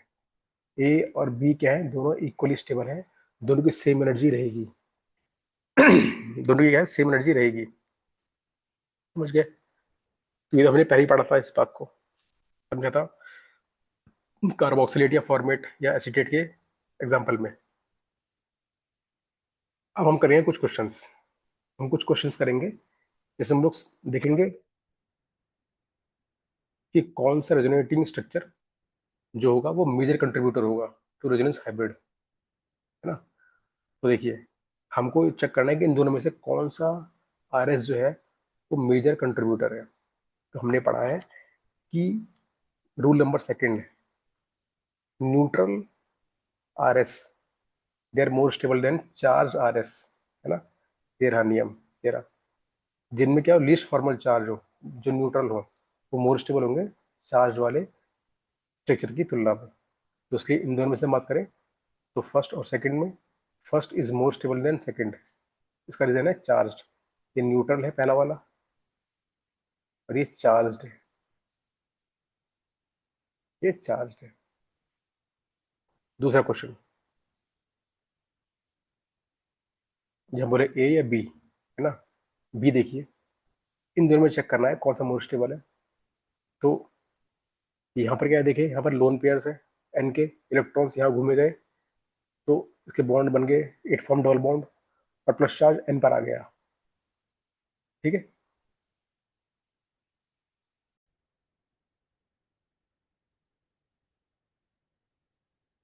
यहाँ पर क्या प्लस चार्ज क्या एन, प्रेशर क्या है एन पर आ गया है और ये बॉन्ड सी के क्या है डबल बॉन्ड बन गया है यहाँ पर। ठीक है, तो हम देखें तो दोनों पे चार्ज है, चार्ज दोनों पर है, लेकिन इसमें क्या है इसका ऑक्टेट पूरा नहीं है, इसका ऑक्टेट क्या है इनकम्प्लीट है, इनकम्प्लीट है। यहाँ पर क्या है दोनों के ऑक्टेट पूरे हैं, एन के भी ऑक्टेट पूरे हैं, सी के भी ऑक्टेट पूरे हैं। तो हमने जो पहला नियम पढ़ा है तो ना कि वैलेंस शेल पूरी भरी होनी चाहिए, है ना, वो नियम इसमें लागू नहीं हो रहा, किस वाले पर, इस वाले पर। इसमें वैलेंस शेल क्या है भरी हुई नहीं है, इनकम्प्लीट है। पर इसमें क्या है वैलेंस शेल पूरी भरी हुई है, फिर इसमें ऑक्टेट पूरा हो वो more stable as compare to जिसमें ऑक्टेट पूरा ना हो, तो हम बोलेंगे यहाँ पर सेकंड जो है वो मोर स्टेबल है एज कम्पेयर टू फर्स्ट। यहाँ पर ऑक्टेट पूरा है ना, भले ही चार्ज मोर इलेक्ट्रोनेगेटिव एन पर प्लस चार्ज है ना, लेकिन यहाँ पर ऑक्टेट की बात पहले की जाएगी। यहाँ पर क्या है ऑक्टेट पूरा है, इलेक्ट्रॉन की कमी नहीं है, इलेक्ट्रॉन पूरे भरपूर मात्रा में यहाँ पाए जा रहे हैं। ठीक है, यहाँ पे देखिए सी एग्जांपल देखिए, यहाँ पर क्या है कि सी पे क्या प्लस चार्ज है, ओपन लोन पेयर से इलेक्ट्रॉन घूम यहाँ पर जाएंगे तो यहाँ बनेगा ट्रिपल बॉन्ड और चार्ज ऊपर आ जाएगा, तो उन इलेक्ट्रॉन दिए हैं, उन इलेक्ट्रॉन दिए हैं, इस पर आएगा प्लस चार्ज। तो ये इनमें से कौन सा मोर स्टेबल है, तो जाहिर सी बात है सी पर क्या है ना, सी पर सी के 3 बॉन्ड है, ऑक्टेट पूरा नहीं है, इट है 6 इलेक्ट्रॉन इन वैलेंशियल। यहाँ पर सी के क्या है पूरे 4 बॉन्ड पूरे हैं, इट हैज 8 इलेक्ट्रॉन इन वैलेंशियल। ओ के भी 8 इलेक्ट्रॉन्स हैं, कैसे 3 बॉन्ड ही हुए, इलेक्ट्रॉन्स यहाँ से मिल जाएंगे और 2 लोन पेयर से मिल जाएंगे। यहाँ भी क्या है ओके क्या है ऑक्टेट पूरे हैं, यहाँ भी क्या है ओ का ऑक्टेट पूरा है, इलेक्ट्रॉन जो है ओके क्या है 2 बॉन्ड्स हैं, 2 बॉन्ड पेयर है और 2 लोन पेयर है, इसलिए इसका ऑक्टेट पूरा है ओ का। तो इस केस में क्या है ऑक्टेट पूरा नहीं है इस कार्बन का, इसलिए ये क्या है लेस स्टेबल होगा, इसके ऑक्टेट पूरे हैं ये मोर स्टेबल रहेगा।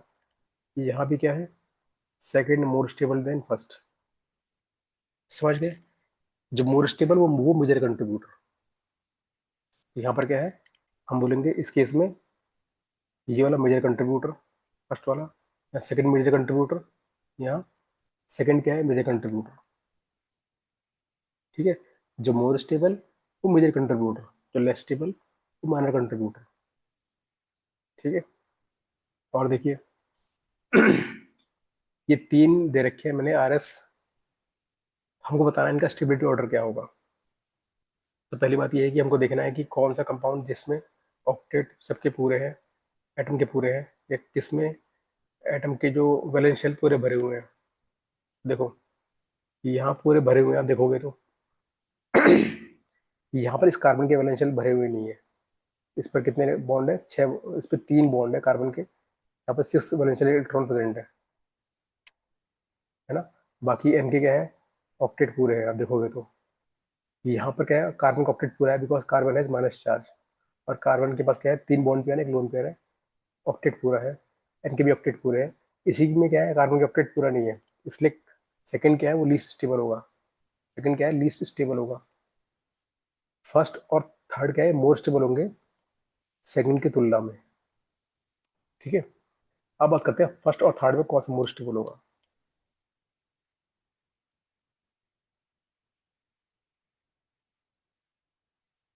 तो हम देखते हैं कि यहाँ पर क्या है एन पे प्लस चार्ज है, यहाँ भी क्या एन पे प्लस चार्ज है, कोई दिक्कत नहीं है, सेम सेम है। यहाँ पर क्या है जब माइनस चार्ज किस पर है एन पर है, यहाँ पर एन पे माइनस चार्ज है, यहाँ पर सी पे माइनस चार्ज है। हमको पता है कि एन माइनस क्या है वो more stable as compare to C minus, N minus more stable as compare to C minus. N क्या है इलेक्ट्रोनेगेटिव ज्यादा है उसमें माइनस चार्ज ज्यादा स्टेबल रहेगा, सी क्या इलेक्ट्रोनेगेटिव कम है उसमें माइनस चार्ज कम स्टेबल रहेगा। और ये नियम कौन सा है, ये नियम है ये वाला थर्ड नियम जो है।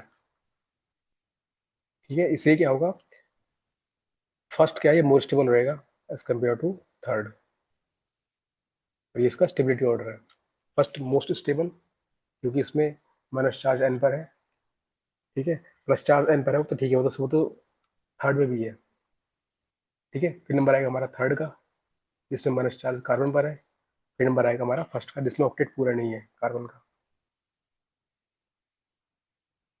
अब हम पढ़ते हैं, एक और एग्जाम्पल लेंगे, समझेंगे इसको कि भाई इस एरायन का क्या होगा मेजर कंट्रीब्यूटर। ठीक है, तो हमें करना क्या है, हमको इस कंपाउंड, इस एरायन के बनाने हैं आरएस। इस कंपाउंड के कितने आरएस बनेंगे, कैसे कैसे बनेंगे, हमको देखना है। ठीक है, तो एक तो ये बनेगा, अगर इलेक्ट्रॉन घूम के यहाँ पे जाए, इलेक्ट्रॉन घूम के यहाँ पे जाए, तो उससे बनेगा एक ये ऐसे, सीओ, पाई बॉन्ड, ये डबल बॉन्ड, ये माइनस चार्ज। ठीक है, ये बनेगा इसका एक। तो एक और तरीका हो सकता है, एक और बनेगा इसका आरएस। कैसे बनेगा, अगर ये इलेक्ट्रॉन घूम के जाए इधर, ये घूम के जाए इधर, तो इससे बन जाएगा ये सीओ, यह लोन पेयर्स, ये बॉन्ड, ये बॉन्ड। और अगर ऐसा हो जाए कि ये बॉन्ड जो है, ये इलेक्ट्रॉन पेयर यहाँ घूम के जाए, ये बॉन्ड घूम के यहाँ पे जाए, तो इससे बन जाएगा ये कुछ इस तरीके से, ओ माइनस चार्ज, ये लोन पेयर दो, ये ठीक है, सॉरी ये इधर आएगा पाई बॉन्ड, इसको मिटाएंगे हम लोग, और ये आएगा इधर। तो हम देखें तो भाई इस कंपाउंड में कितने बन रहे हैं, एक बन रहा है आर एस सी ए, एक बन रहा है आर एस सी ए सेकेंड, एक बन रहा है ये थर्ड, एक बन रहा है ये फोर्थ।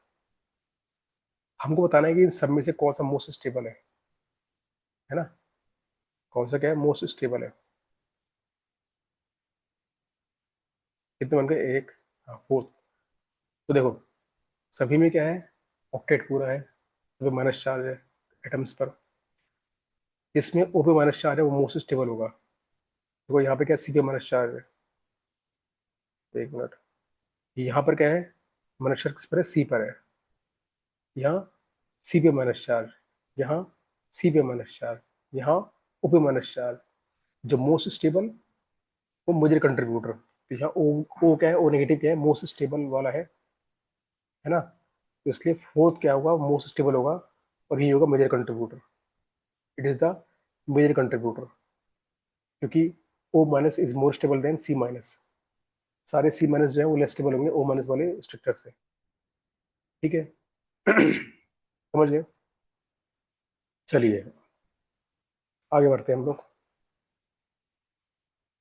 हमको बताना है कि इस कंपाउंड में कौन सा होगा इसका मेजर कंट्रीब्यूटर। कैसे बताएंगे, देखिए ये माइनस चार्ज घूम के यहाँ पे गया, ये इलेक्ट्रॉन घूम के यहाँ पे जाएंगे, इससे बनेगा कुछ इस तरीके से, ओ एच, ये पाई बॉन्ड, ये सी एस थ्री, और ये रिंग है, 5 नंबर रिंग है, ये एन है, ये आर है, ये सी एस थ्री बन जाएगा, सी एस थ्री है ही, C S three, it is C S three,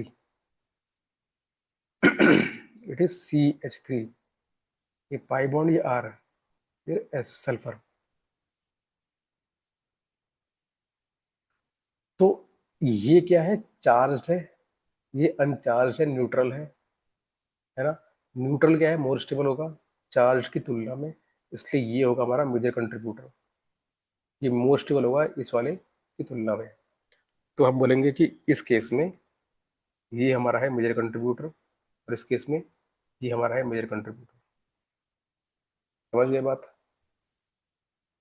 ठीक है। अब बढ़ेंगे हमारा अगला टॉपिक, उसका नाम है रेजोनेंस एनर्जी क्या होती है। तो रेजोनेंस एनर्जी वो एनर्जी होती है, वो एक्स्ट्रा स्टेबिलिटी होती है जो किसी मॉलिक्यूल को मिलती है जब उसके इलेक्ट्रॉन डीलोकलाइज होते हैं। ठीक है, हम बोलेंगे कि रेजोनेंस एनर्जी या अनुनाद ऊर्जा वह अतिरिक्त स्थिरता है, वो एक्स्ट्रा स्टेबिलिटी है जो किसी मॉलिक्यूल को मिलती है जब उसके इलेक्ट्रॉन डीलोकलाइज होते हैं। और कौन से इलेक्ट्रॉन, पाई इलेक्ट्रॉन्स डीलोकलाइज होते हैं, तब उसको एक्स्ट्रा स्टेबिलिटी जो मिलती है वो होती है रेजोनेंस एनर्जी। ठीक है, और अगर हम बात करें थियोरेटिकली, इसका फॉर्मूला क्या होता है, फॉर्मूला होता है resonance energy is equal to energy of hypothetical localize structure, ये हम बोले कि energy of most stable R S, इसको हम कह सकते हैं कि एनर्जी ऑफ मोर या मोस्ट स्टेबल आर एस। जो आर एस, जो रेजोनेंस स्ट्रक्चर मोस्ट स्टेबल है, वो minus energy of resonance hybrid, energy of resonance hybrid, resonance hybrid, resonance hybrid, ये जो डिफरेंस, एनर्जी डिफरेंस होता है, it is called resonance energy. ठीक है, किसी भी कंपाउंड में जो उसका, अगर उस कंपाउंड के बन रहे हैं आर एस, तो सभी आर एस में से वो आर एस जो मोस्ट स्टेबल है उसकी एनर्जी ले लो, और उस कंपाउंड का रेजोनेंस हाइब्रिड फॉर्म, उसकी एनर्जी ले लो, दोनों का डिफरेंस निकाल लो, तो जो एनर्जी मिलेगी it is called resonance energy. और ये बता रही है कि आपका जो रियल स्ट्रक्चर है, आपको जो रेजोनेंस हाइब्रिड है, वो आपके मोस्ट स्टेबल आरएस से कितना कितना कैलोरी ज़्यादा, या फिर कितना जूल या कितनी एनर्जी ज़्यादा स्टेबल है। ठीक है, वो अतिरिक्त ऊर्जा उसको मिल रही है, मतलब वो रिलीज कर रहा है, मतलब रिलीज कर रहा है कोई कंपाउंड स्टेबलाइज होने के लिए। ठीक है, तो हम बात करें, देखें समझे इसको कैसे, इसका हम लोग विजुअलाइज करते हैं कैसे ये होता है ना। तो अगर हम बात करें कि हमें कंपाउंड लेते हैं साइक्लोहेक्सीन, इसकी एनर्जी है, वो है 120 किलो जूल पर मोल। ठीक है, और मैंने कंपाउंड और ले लिया, इसका नाम है साइक्लोहेक्साडाइन, 113 डाइन। तो इसमें जो इसकी एनर्जी होनी चाहिए ना, देखो ये जो एनर्जी है ना, ये एनर्जी है एक पाई बॉन्ड की एनर्जी है, एक पाई बॉन्ड की एनर्जी है ना। तो यहाँ पर दो पाई बॉन्ड आ रहे हैं, तो इसकी एनर्जी होनी चाहिए 120 इंटू टू होनी चाहिए इसकी एनर्जी, ये होनी चाहिए 240 किलो जूल पर मोल होनी चाहिए, इसकी एनर्जी, इसकी एनर्जी। लेकिन इसकी एनर्जी कितनी हो रही है रियल में, 231। इसकी जो रियल एनर्जी है वो 231 किलो जूल पर मोल इसकी रियल एनर्जी है इस कंपाउंड की। तो देखा जाए तो कितना डिफरेंस आ रहा है, डिफरेंस आ रहा है अराउंड 9 किलो जूल पर मोल का, किलो जूल पर मोल का। तो इस कंपाउंड को जो एक्स्ट्रा स्टेबिलिटी मिल रही है ना, वो 9 किलो जूल पर मोल की मिल रही है। और वो क्यों मिल रही है, वो मिल रही है ड्यू टू रेजोनेंस। कैसे भाई, इसमें जो डबल बॉन्ड्स हैं, अल्टरनेट पाई बॉन्ड्स हैं, they are they are doing conjugation. ये इलेक्ट्रॉन घूम के यहाँ पे जा रहे हैं, ये इधर जा रहा है, मतलब इसमें हो रहा है कॉन्जुगेशन, इसमें हो रहा है रेजोनेंस। और उससे क्या है, इसकी एनर्जी क्या है, डिक्रीज हो जा रही है। कितनी डिक्रीज हुई है, 9 किलो जूल डिक्रीज हो रही है। ठीक है, ये जो एक्स्ट्रा स्टेबिलिटी मिल रही है इसको, it is the resonance energy. ठीक है, ये जो 9 आ रहा है ना, 9, ये हमारा रेजोनेंस एनर्जी है इस कंपाउंड के लिए। ठीक है, अब मान लीजिए मैं एक और कंपाउंड लेता हूँ, साइक्लोहेक्साट्राइन, हाइपोथेटिकल मॉलिक्यूल है। ठीक है, इसमें 3 डबल बॉन्ड मैंने डाल दिए हैं, तो इसकी एनर्जी कितनी जानी चाहिए, कितनी एनर्जी इसकी हो जानी चाहिए, 120 इंटू 3, ये पाई बॉन्ड्स की एनर्जी हम बता रहे हैं ना। और ये कितनी आनी चाहिए, 360 किलो जूल पर मोल होनी चाहिए, इतनी होनी चाहिए, है ना। लेकिन ये कितनी आ रही है, लेकिन ये देखो इतनी होनी चाहिए, इतनी कितनी आ रही है, ये आ रही है रियल में 208 किलो जूल पर मोल। मतलब कि हम बात करें तो 360 माइनस 208 को डिफरेंस निकालेंगे, तो ये आएगा अराउंड 152, 152। ये रहा जो डिफरेंस 152। तो इतनी एनर्जी क्या है, ये लॉस कर रहा है, इतनी एनर्जी रिलीज कर रहा है। ये क्या है, इसकी रेजोनेंस एनर्जी है, इतना डिफरेंस आ रहा है। इसको इतनी एनर्जी की इसको एक्स्ट्रा स्टेबिलिटी मिल रही है ना। तो ये क्या है, इसकी रेजोनेंस एनर्जी है। और ये क्यों मिल रही है, ये मिल रही है रेजोनेंस से, कॉन्जुगेशन से, कॉन्जुगेशन से मिल रही है। और इसमें कुछ एरोमेटिसिटी का भी इसमें रोल है, जो हम पढ़ेंगे आगे जा करके ना। एरोमेटिसिटी क्या होती है, तो उसका रोल भी है, और इसमें रेजोनेंस का भी रोल है। तो उससे क्या है, उससे इसकी एनर्जी क्या है, बहुत डिक्रीज हो गई है, ये कंपाउंड मोर स्टेबल हो गया है। तो एक्स्ट्रा स्टेबिलिटी गेन कर रहा है ड्यू टू रेजोनेंस। और ये क्या है, इसकी रेजोनेंस एनर्जी है। ठीक है, ये इसकी रेजोनेंस एनर्जी है। तो अब हम पढ़ते हैं आगे जा करके इसके बाद हम पढ़ेंगे, आई थिंक आप लोगों को ये समझ आ गया होगा कि कैसे आप किसी किसी भी मॉलिक्यूल की आरएस कैसे निकालें, सॉरी आरएस कैसे बनाएंगे उसके, अगर उसमें पाई बॉन्ड्स या उसमें डिलोक्लाइज्ड इलेक्ट्रॉन प्रेजेंट है तो उसके कैसे बनेंगे आरएस। और आपको ये पता लग गया होगा कि कैसे उसकी बनेगी रेजोनेंस हाइब्रिड, और उसकी रेजोनेंस एनर्जी कैसे निकालेंगे वो भी आपको पता लग चुका होगा। ये फॉर्मूला मैंने बताया है, इस फॉर्मूले से आप लोग निकाल सकते हैं।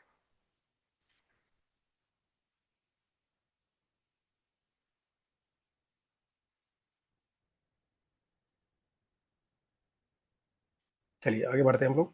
आगे हम पढ़ते हैं अपना नया टॉपिक, इसका नाम है मीजोमेरिक इफेक्ट। क्या होता है, व्हाट इज मीजोमेरिक इफेक्ट?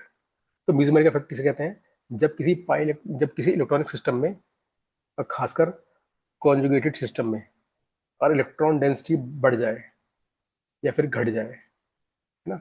जब किसी कंजुगेटेड सिस्टम में इलेक्ट्रॉन डेंसिटी बढ़ जाए या घट जाए किसी दूसरे ग्रुप लगाने के बाद में, है ना। मान लीजिए क्या है मेरा, ये मेरा क्या है, एक सिस्टम है जिसमें पाई बॉन्ड पाया जा रहा हो। ठीक है, कोई भी पाई बॉन्ड सिस्टम हो सकता है, चाहे ऐसे ले लो चाहे ऐसे ले लो। ठीक है, अगर मैंने इसमें कोई ग्रुप लगा दिया, कोई ग्रुप उसमें ऐड कर दिया है, तो इसकी इलेक्ट्रॉन डेंसिटी अगर बढ़ जाए या घट जाए तो उसको बोलते हैं, it is called mesomeric effect. मतलब किसी भी पाई बॉन्ड के सिस्टम को, किसी भी कंजुगेटेड सिस्टम में इलेक्ट्रॉन डेंसिटी बढ़ाना या घटाना किसी ग्रुप को लगाने के बाद में, है ना। तो अगर ऐसा हो रहा है तो जो इफेक्ट हो रहा है ग्रुप का, it is called mesomeric effect. और ये इफेक्ट जो होता है दो तरह के होते हैं, पॉजिटिव म्यूजिमरिक इफेक्ट और negative mesomeric effect. Positive mesomeric effect वो होता है जब ग्रुप जो है इलेक्ट्रॉन डेंसिटी बढ़ा देता है उस सिस्टम की। नेगेटिव का होता है जब ग्रुप जो है इलेक्ट्रॉन डेंसिटी कम कर देता है उस ग्रुप की, उस सिस्टम की। ठीक है, उसको बोलते हैं, एक को बोलते हैं प्लसन इफेक्ट, जब इलेक्ट्रॉन डेंसिटी बढ़ जाए या ग्रुप ग्रुप क्या हो, ग्रुप हो electron donating group, electron density बढ़ा देगा, it is called positive mesomeric effect. और ये कौन से करते हैं, जो इलेक्ट्रॉन डेंसिटी इंक्रीज करने वाले ग्रुप कौन से होते हैं, जिस पर लोन पेयर प्रेजेंट हो, जिसकी हम बात करें O H, O R, N H two, N H R, N R two, है ना, एन आर टू। तो ये सब क्या है, इनमें लोन पेयर प्रेजेंट है, ये इलेक्ट्रॉन देते हैं, लोन पेयर इलेक्ट्रॉन देंगे उस सिस्टम को, उसकी इलेक्ट्रॉन डेंसिटी बढ़ा देंगे, इंक्रीज कर देंगे। तो it is called plus effect.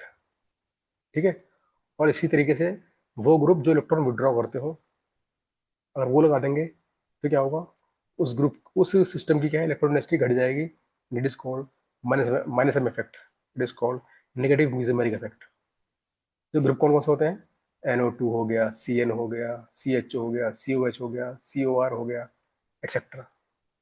ठीक है, these group withdraw electron density from the system. कैसे, समझिए कैसे। ये एग्जांपल्स हैं पॉजिटिव म्यूजिमरिक इफेक्ट के या नेगेटिव म्यूजिमरिक इफेक्ट के।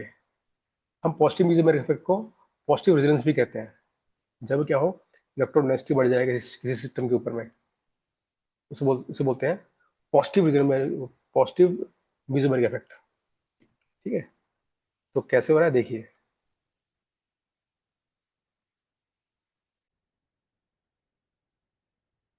यहाँ पर देखिए, यहाँ पर क्या है कि मेरे पास एक, ये क्या है, CH2 है, अल्कीन है, और ये क्या है, ग्रुप लगा रखा है ओ अमी, इस मिथॉक्सी ग्रुप। इसमें ओ पे क्या है, लोन पेयर्स हैं, तो लोन पेयर ने क्या इलेक्ट्रॉन दिए इसको, रिबॉन्ड यहाँ शिफ्ट हुए, इस पर आ गया माइनस चार्ज, तो इस पर इलेक्ट्रॉन डेंसिटी बढ़ चुकी है, माइनस चार्ज इस पर आ गया है, तो इस पे क्या है, इलेक्ट्रॉन डेंसिटी इंक्रीज हो गई है, तो it is positive mesomeric effect. और देखिए, बेंजीन रिंग पर लगा दिया मैंने NO2 ग्रुप, NO2 क्या है, इलेक्ट्रॉन रिलीजिंग ग्रुप है।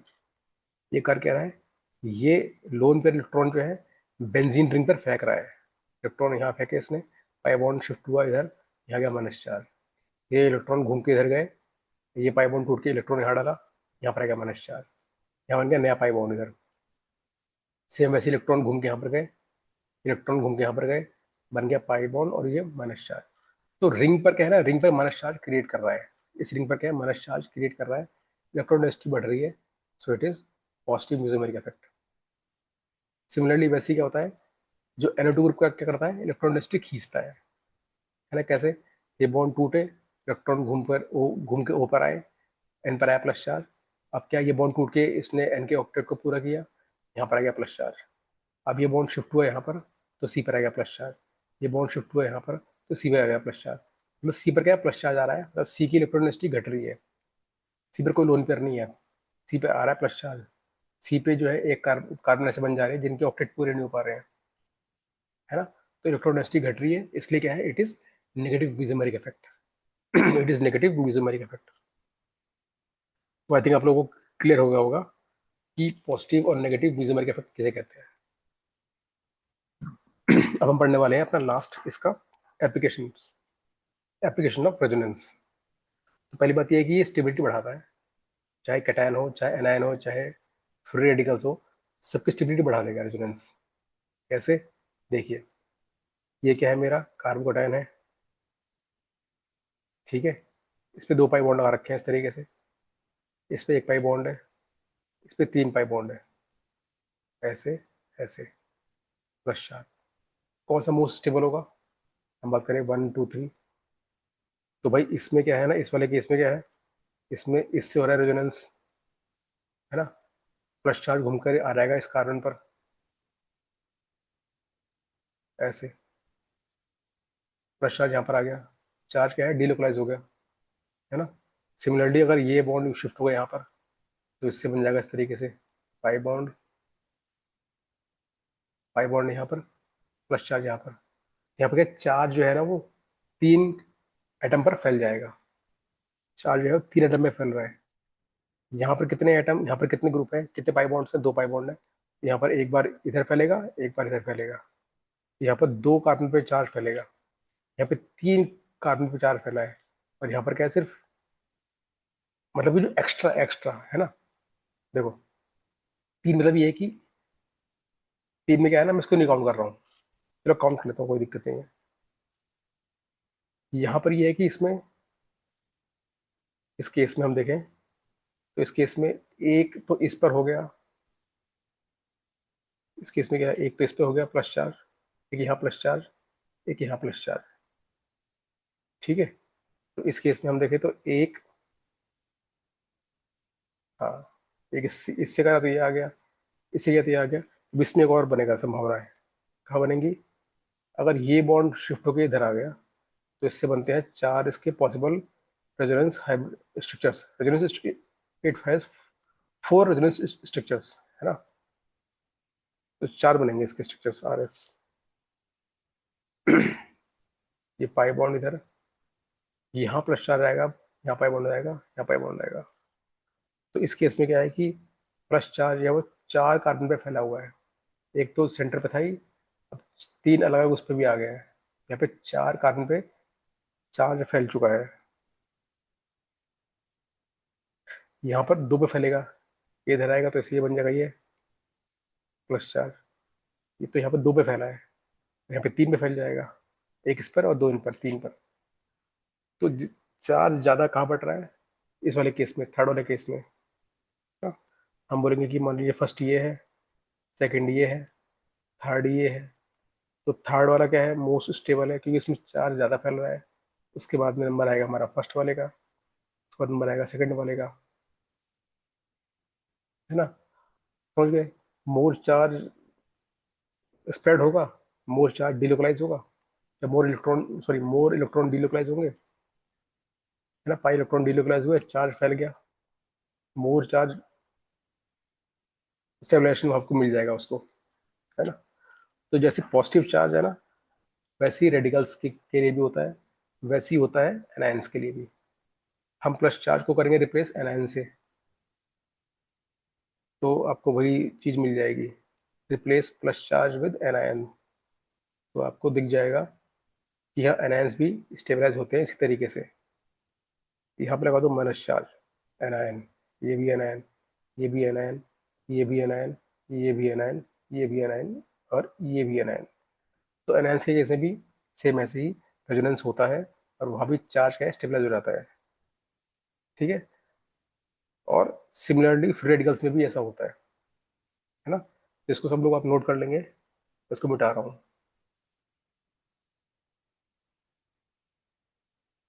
यहाँ पर स्पेस है, हाँ यहाँ पर स्पेस अभी आ गया, स्पेस तो नहीं है यहाँ पर ना, तो स्पेस मिटा रहा हूँ।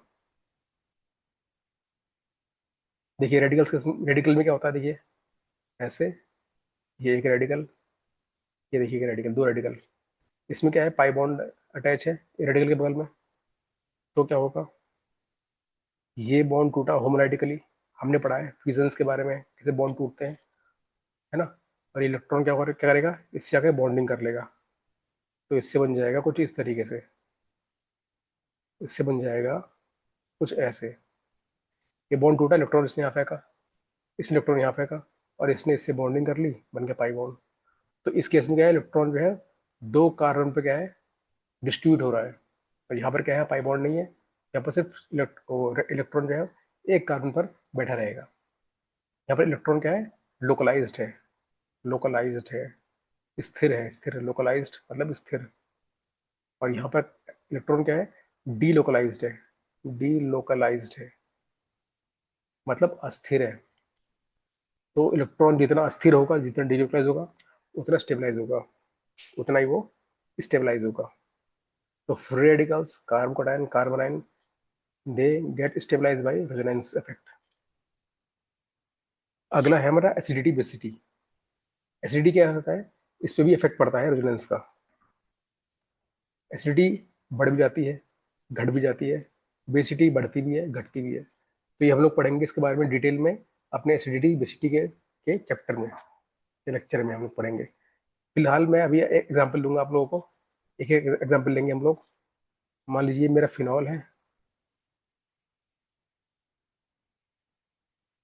ठीक है, और ये मेरा क्या है, साइक्लोहेक्सेनॉल है। कौन सा मोर एसिडिक इसमें होगा, इट इज मोर एसिडिक। तो भाई दोनों के मैच निकालूंगा बाहर, दोनों का प्रोटॉन बाहर निकाल दूंगा, और देखूंगा कि कौन सा एनायन मोर स्टेबल है।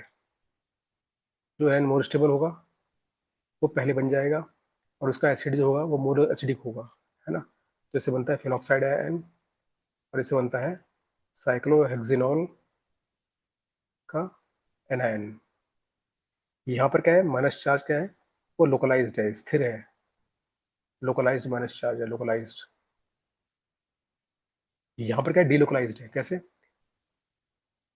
इसके लोन पेयर्स हैं, दो दो इलेक्ट्रॉन्स। तो यहाँ पर क्या है, देखो लोन पेयर क्या है, ये क्या प्रेजेंट है इस पाई बॉन्ड के बगल में, तो इलेक्ट्रॉन घूम के यहाँ पे जाएंगे, ये बॉन्ड शिफ्ट होगा यहाँ पर, इससे बनेगा कुछ इस तरीके से, को माइनस चार्ज, इस तरीके से। यहाँ पे दो लोन पेयर, यहाँ पर एक लोन पेयर। सिमिलरली ये इधर जाएगा, ये इधर आएगा, है ना। तो ऐसे करके इसके बनेंगे आर एस। तो मेन मेन बात ये है कि भाई इस केस में क्या है, इलेक्ट्रॉन डीलोकलाइज हो रहे हैं, इस केस में इलेक्ट्रॉन लोकलाइज्ड है, यहाँ इलेक्ट्रॉन क्या है, डीलोकलाइज हो रहे हैं, डीलोकलाइज, डीलोकलाइज, डी लोकलाइज हो रहे हैं यहाँ पर, लोकलाइज्ड हो रहे हैं, मतलब चार्ज क्या है, वो फैल रहा है पूरे, ऊपर भी है किसी पर भी चार्ज फैल रहा है। यहाँ पे चार्ज सिर्फ ऊपर ही है ना।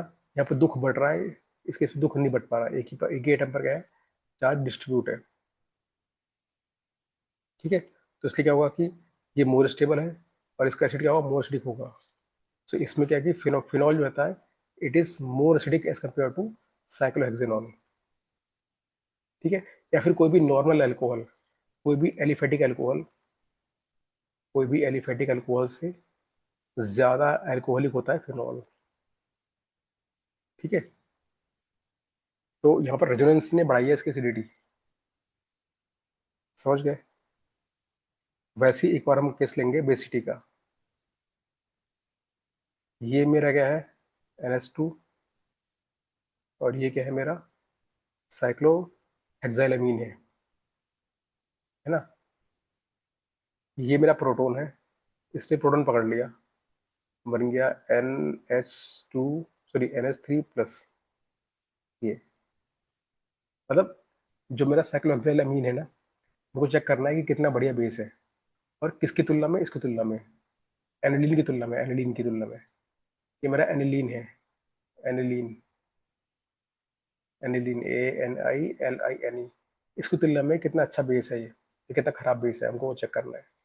तो बेस कैसे पता करते हैं?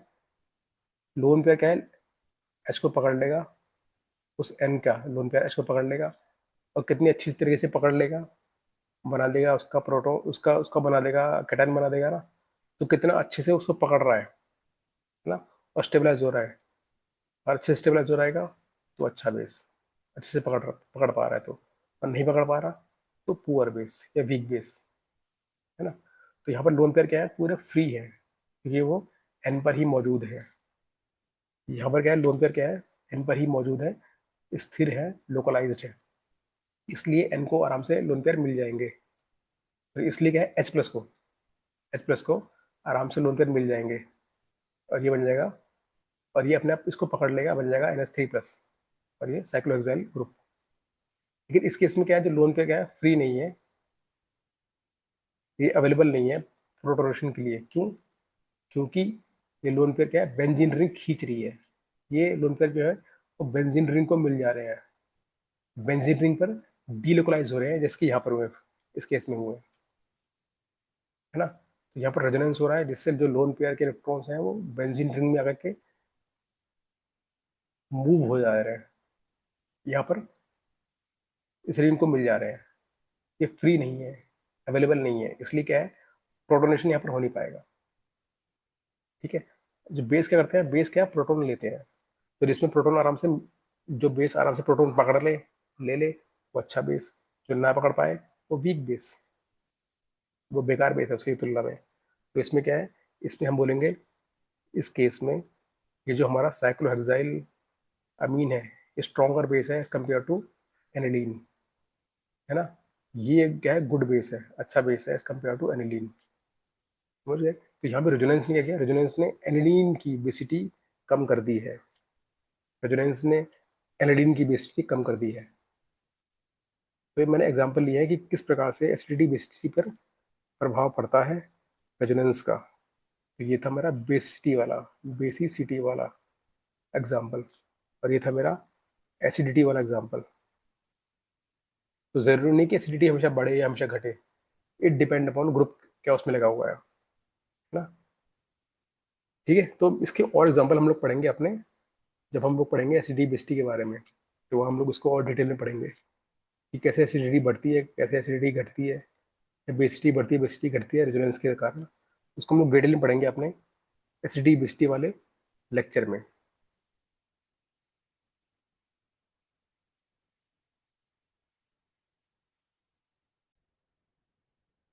जब हमारा रिएक्टिविटी, तो रिएक्टिविटी भी पे भी फर्क पड़ता है ना। तो यहाँ पर लिखा हुआ है कि विनाइल हैलाइड्स जो होते हैं, या फिर अराइल हैलाइड्स, ये क्या है, इनकी रिएक्टिविटी जो होती है वो अफेक्टेड होती है। मतलब ये करते क्या है, ये न्यूक्लियोफाइल से क्या है, न्यूक्लियोफाइल से अभिक्रिया करने में क्या है, इतने सक्षम नहीं हो पाते। या बोले कि कंजुगेशन से क्या होगा, कंजुगेशन के या रेजोनेंस से क्या होता है, कि रेजोनेंस से होने से क्या होगा कि विनाइल हैलाइड्स होंगे या फिर अराइल हैलाइड्स होंगे, उनकी न्यूक्लियोफाइल से अटैक करने की टेंडेंसी क्या है, घट जाएगी। उनसे रिएक्शन जो है नहीं कर पाएंगे इजीली, उनके प्रति उसकी रिएक्टिविटी कम हो जाएगी। ठीक है। तो कैसे, समझिए इसको। ये मेरा क्या है, विनाइल हैलाइड है, और ये है मेरा अराइल हैलाइड, कोई भी एरोमेटिक ग्रुप, और ये क्लोरीन हैलाइड। तो ये बोल रहा है कि ये जो है, इनकी रिएक्टिविटी जो है ना, इनकी रिएक्टिविटी इनकी रिएक्टिविटी जो है वो न्यूक्लियोफाइल्स के लिए बात करें तो घट जाएगी, डिक्रीज हो जाएगी न्यूक्लियोफाइल की रिएक्टिविटी इनके लिए, है ना। तो न्यूक्लियोफाइल के प्रति क्या है, दे आर लेस रिएक्टिव। ये न्यूक्लियोफाइल है, उससे रिएक्शन करना है, उसके प्रति क्या है, दे आर लेस रिएक्टिव। लेकिन इलेक्ट्रोफाइल्स के लिए क्या होंगे, इलेक्ट्रोफाइल्स के लिए क्या होंगे, they are more reactive. Electrophiles के लिए क्या होंगे, दे आर मोर रिएक्टिव। ये इसका मीनिंग है। तो ऐसा कैसे, इलेक्ट्रोफाइल्स के लिए मोर रिएक्टिव, इलेक्ट्रोफाइल्स के लिए लेस रिएक्टिव।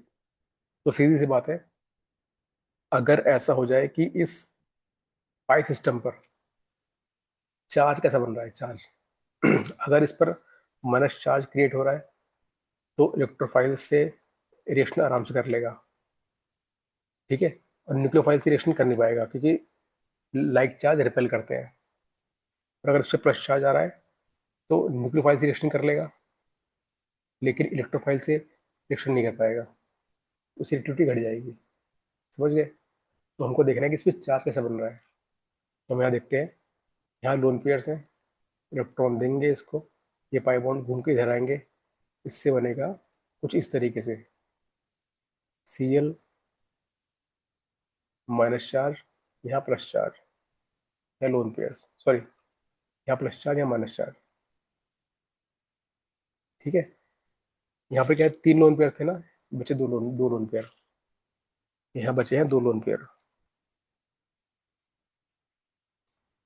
तो 1 मिनट, यहाँ बचे हैं 2 लोन पेयर, 2 शिफ्ट हुए कार्बन के ऊपर में। तो हम देख रहे हैं कि जो कार्बन है ना, कार्बन, इस पर माइनस चार्ज आ जा रहा है, ठीक है। सेम वही बात होगी इस केस में, Cl बेंजीन रिंग, ये लोन पेयर्स, इलेक्ट्रॉन दिया इसने इसको यहाँ पर, बॉन्ड यहाँ शिफ्ट हुआ, तो यहाँ क्या है, रिंग के ऊपर क्या आ रहा है, आ रहा है माइनस चार्ज, Cl पे आ रहा है प्लस चार्ज क्योंकि इलेक्ट्रॉन दे रहा है, इस रिंग पर आ रहा है माइनस चार्ज, यहाँ पर आ रहा है माइनस चार्ज, Cl पर आया प्लस चार्ज, कार्बन पे आया माइनस चार्ज। 1 मिनट, थोड़ा ठीक से बनाएंगे हम लोग इसको।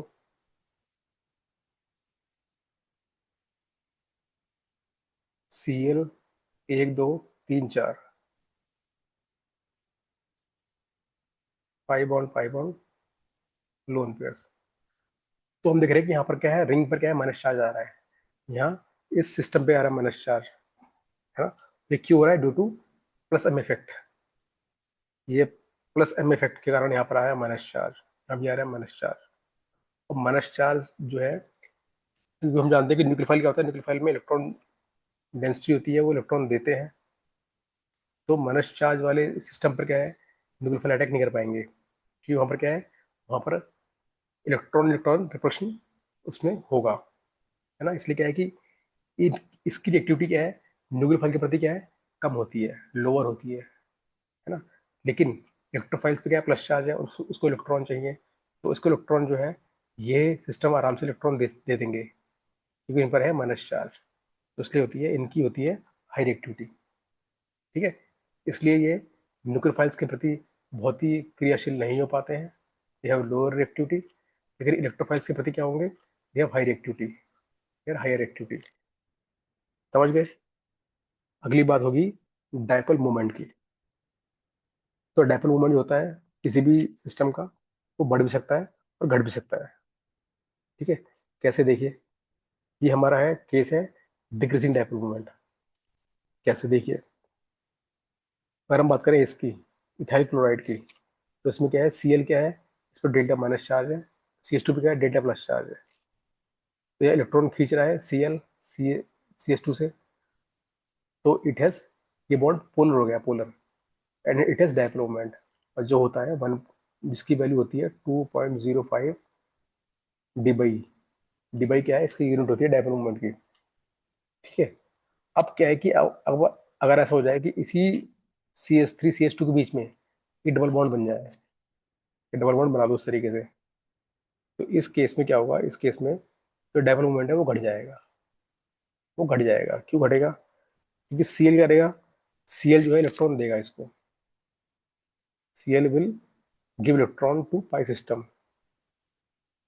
और इससे बन जाएगा CH2 minus, single bond, CH double bond, Cl plus charge, जो ये बना रखा है मैंने। तो यहाँ पे क्या हो रहा है, यहाँ पर इलेक्ट्रॉन डेंसिटी क्या है, उल्टी फेंक रहा है, उल्टा उल्टा उल्टा रिवर्स मार रहा है। उससे क्या होगा, उससे डायपोल मोमेंट जो होगा ना, देखे, तो उसकी दिशा क्या उल्टी हो जाएगी। क्यों, क्योंकि यहाँ पर क्या है, उसकी दिशा कैसी रहती है, दिशा रहती है पॉजिटिव से नेगेटिव की तरफ, तो यहाँ पॉजिटिव है नेगेटिव है, इसकी दिशा होगी इस तरफ बन जाएगी इसकी दिशा, इसकी डायपोल की। अभी क्या है कि इस तरफ थी इसकी दिशा, क्योंकि पॉजिटिव से नेगेटिव ये है इसका चार्ज वाला। अब चार्ज उल्टे हो जाएंगे, Cl पर आया प्लस चार्ज, CH2 पर आया माइनस चार्ज, तो इसकी दिशा होगी इस तरीके से। तो देखिए, तो दोनों दो दिशा है आपस में थोड़ा कुछ उसको करेंगी, उसको अपोज करेंगी डेवलपमेंट को। तो overall its development is 1.45 diopter, sorry 1.45 debye, sorry debye है ना, डिबाई। तो इसका जो डेवलपमेंट है ना वो घट गया है। Its development reduced. क्यों रिड्यूस हुआ? Due to resonance, due to plus M effect, और due to plus R effect वो घट गया है। और ये जो आया डेवलपमेंट, ये आया था इंडक्टिव इफेक्ट से, इंडक्टिव इफेक्ट से, इलेक्ट्रॉन डिस्प्लेसमेंट इफेक्ट से। उसको घटा दिया है इस रेजोनेंस ने, है ना। 2.05 से सीधा कर दिया इसने, 1.45 तक कर दिया इसने, इलेक्ट्रॉन उल्टा फेंक करके। चार्ज क्या है, चार्ज की जो दिशा है ना वो बदल गई है। अब चार्ज सील पर प्लस आ गया है, सी पर आ गया माइनस चार्ज। पहले सील पे डेल्टा माइनस था, सी पे प्लस चार्ज था, डेल्टा प्लस चार्ज था। अब उसको उसने पूरा रिवर्स कर दिया है, तो डेवलपमेंट गेट डिक्रीज। ठीक है। और ये हुआ है प्लस एम इफेक्ट से, जो कि पॉजिटिव रेजोनेंस है। ये केस है इंक्रीजिंग डेवलपमेंट। किस प्रकार डेवलपमेंट बढ़ता है, इसे बढ़ाता है। यहाँ पर देखें, ये मेरा नाइट्रोबेंजीन वाला कंपाउंड है, इसमें कार्बन है और ये NO2 है। एन क्या है, इलेक्ट्रोनेगेटिव ज़्यादा है, इलेक्ट्रॉन खींचेगा, इस पर आएगा डेल्टा माइनस चार्ज, इस पर डेल्टा प्लस चार्ज। तो ड्यू टू इंडक्टिव इफेक्ट, और कौन सा माइनस है इफेक्ट, उससे क्या है, इसका डेवलपमेंट क्रिएट होगा उसके अंदर में। मान लीजिए बन जाएगा एक्स, एक्स डी बाई का डेवलपमेंट है। ठीक है। अब क्या है कि अगर मैं इसी बेंजीन रिंग में if I add NO2 group, sorry if I add NH2 group, NH2, ये करते क्या है, ये इलेक्ट्रॉन डेंसिटी देता है, इलेक्ट्रॉन रिलीज करता है। और इलेक्ट्रॉन रिलीज करेगा तो क्या होगा, ये इसको इलेक्ट्रॉन देगा यहाँ से, ये इलेक्ट्रॉन घूमते हुए क्या करेंगे, इस एन पर आ जाएंगे, और उससे ये होगा, उससे जो है प्लस चार्ज जो है वो NH2 पर आ जाएगा। ठीक है। तो हम देखें, तो इलेक्ट्रॉन रिलीज हो रहा है, इलेक्ट्रॉन जो है इसी रिंग पर क्या है, इंक्रीज हो रहा है, और इस रिंग से क्या है, इस एन पर जा रहा है इलेक्ट्रॉन डेंसिटी। और NO2 पर क्या है, देखें NO2 पर क्या है, चार्ज और इंक्रीज हो रहा है। देखो यहाँ पर, देखो यहाँ पर NO2 क्या है, देखो NO2 का न्यूट्रल है, सिंपल NO2 का है, सिंपल न्यूट्रल है, कोई चार्ज नहीं है NO2 पर। और देखो तो डेल्टा माइनस चार्ज जो हो रहा है वो शिफ्टिंग के कारण आ रहा है, इंडक्टिव इफेक्ट के कारण आ रहा है डेल्टा माइनस चार्ज। है तो वो न्यूट्रल, लेकिन डेल्टा माइनस क्यों आ रहा है, वो इंडक्टिव इफेक्ट के कारण आ रहा है, इलेक्ट्रॉन विड्रॉ कर रहा है। लेकिन जैसे ही NH2 यहाँ पर लग गया ना, तो N पर आया प्योर प्लस चार्ज, N पर आया प्योर प्लस चार्ज इसके NH2 वाले पर, और इस NO2 पर आ गया माइनस चार्ज, NO2 पर आ गया माइनस चार्ज। क्यों आ रहा है, क्योंकि देखो प्लस माइनस कैंसिल, बचा माइनस, तो NO2 हैज माइनस चार्ज। उसको हम देखें, तो इसमें प्योर चार्ज बन रहे हैं, प्योर चार्ज। यहाँ तो डेल्टा डेल्टा डेल्टा चार्ज थे, लेकिन यहाँ पर क्या है, प्योर चार्ज बन गए हैं। देखो ये प्योर चार्ज, ये प्योर चार्ज, समझ गए भाई। इसमें ये प्योर चार्ज प्लस चार्ज, ये प्योर चार्ज माइनस चार्ज। कैसे, इसका प्लस माइनस कैंसिल हो गया, बचा माइनस, इस पे प्योर माइनस चार्ज है, इस पे प्योर प्लस चार्ज है। और डेवलपमेंट किसे कहते हैं, चार्ज इनटू डिस्टेंस। चार्ज तो बढ़ी है इसका, तो उसके क्या होता है, इसका जो डेवलपमेंट है वो ओवरऑल इंक्रीजेस। तो इट हैज, इस कंपाउंड का जो डेवलपमेंट है, मान लीजिए μ2 है, वो इस कंपाउंड के डेवलपमेंट से ज़्यादा होगा। मान लीजिए इसका डेवलपमेंट क्या है, μ1 है, इसका μ1 है डेवलपमेंट, इसका μ2 है, तो μ2 इज ग्रेटर देन μ1। क्यों हो रहा है, due to electron releasing effect, due to resonance effect, और due to plus M effect. उससे क्या है, इलेक्ट्रॉन रिलीज हो रहे हैं H2 के द्वारा। अब प्लस चार्ज माइनस चार्ज और ज़्यादा बढ़ गए हैं, चार्ज की इंटेंसिटी बढ़ गई है, डेवलपमेंट उसका इंक्रीज हो गया है। समझ गए।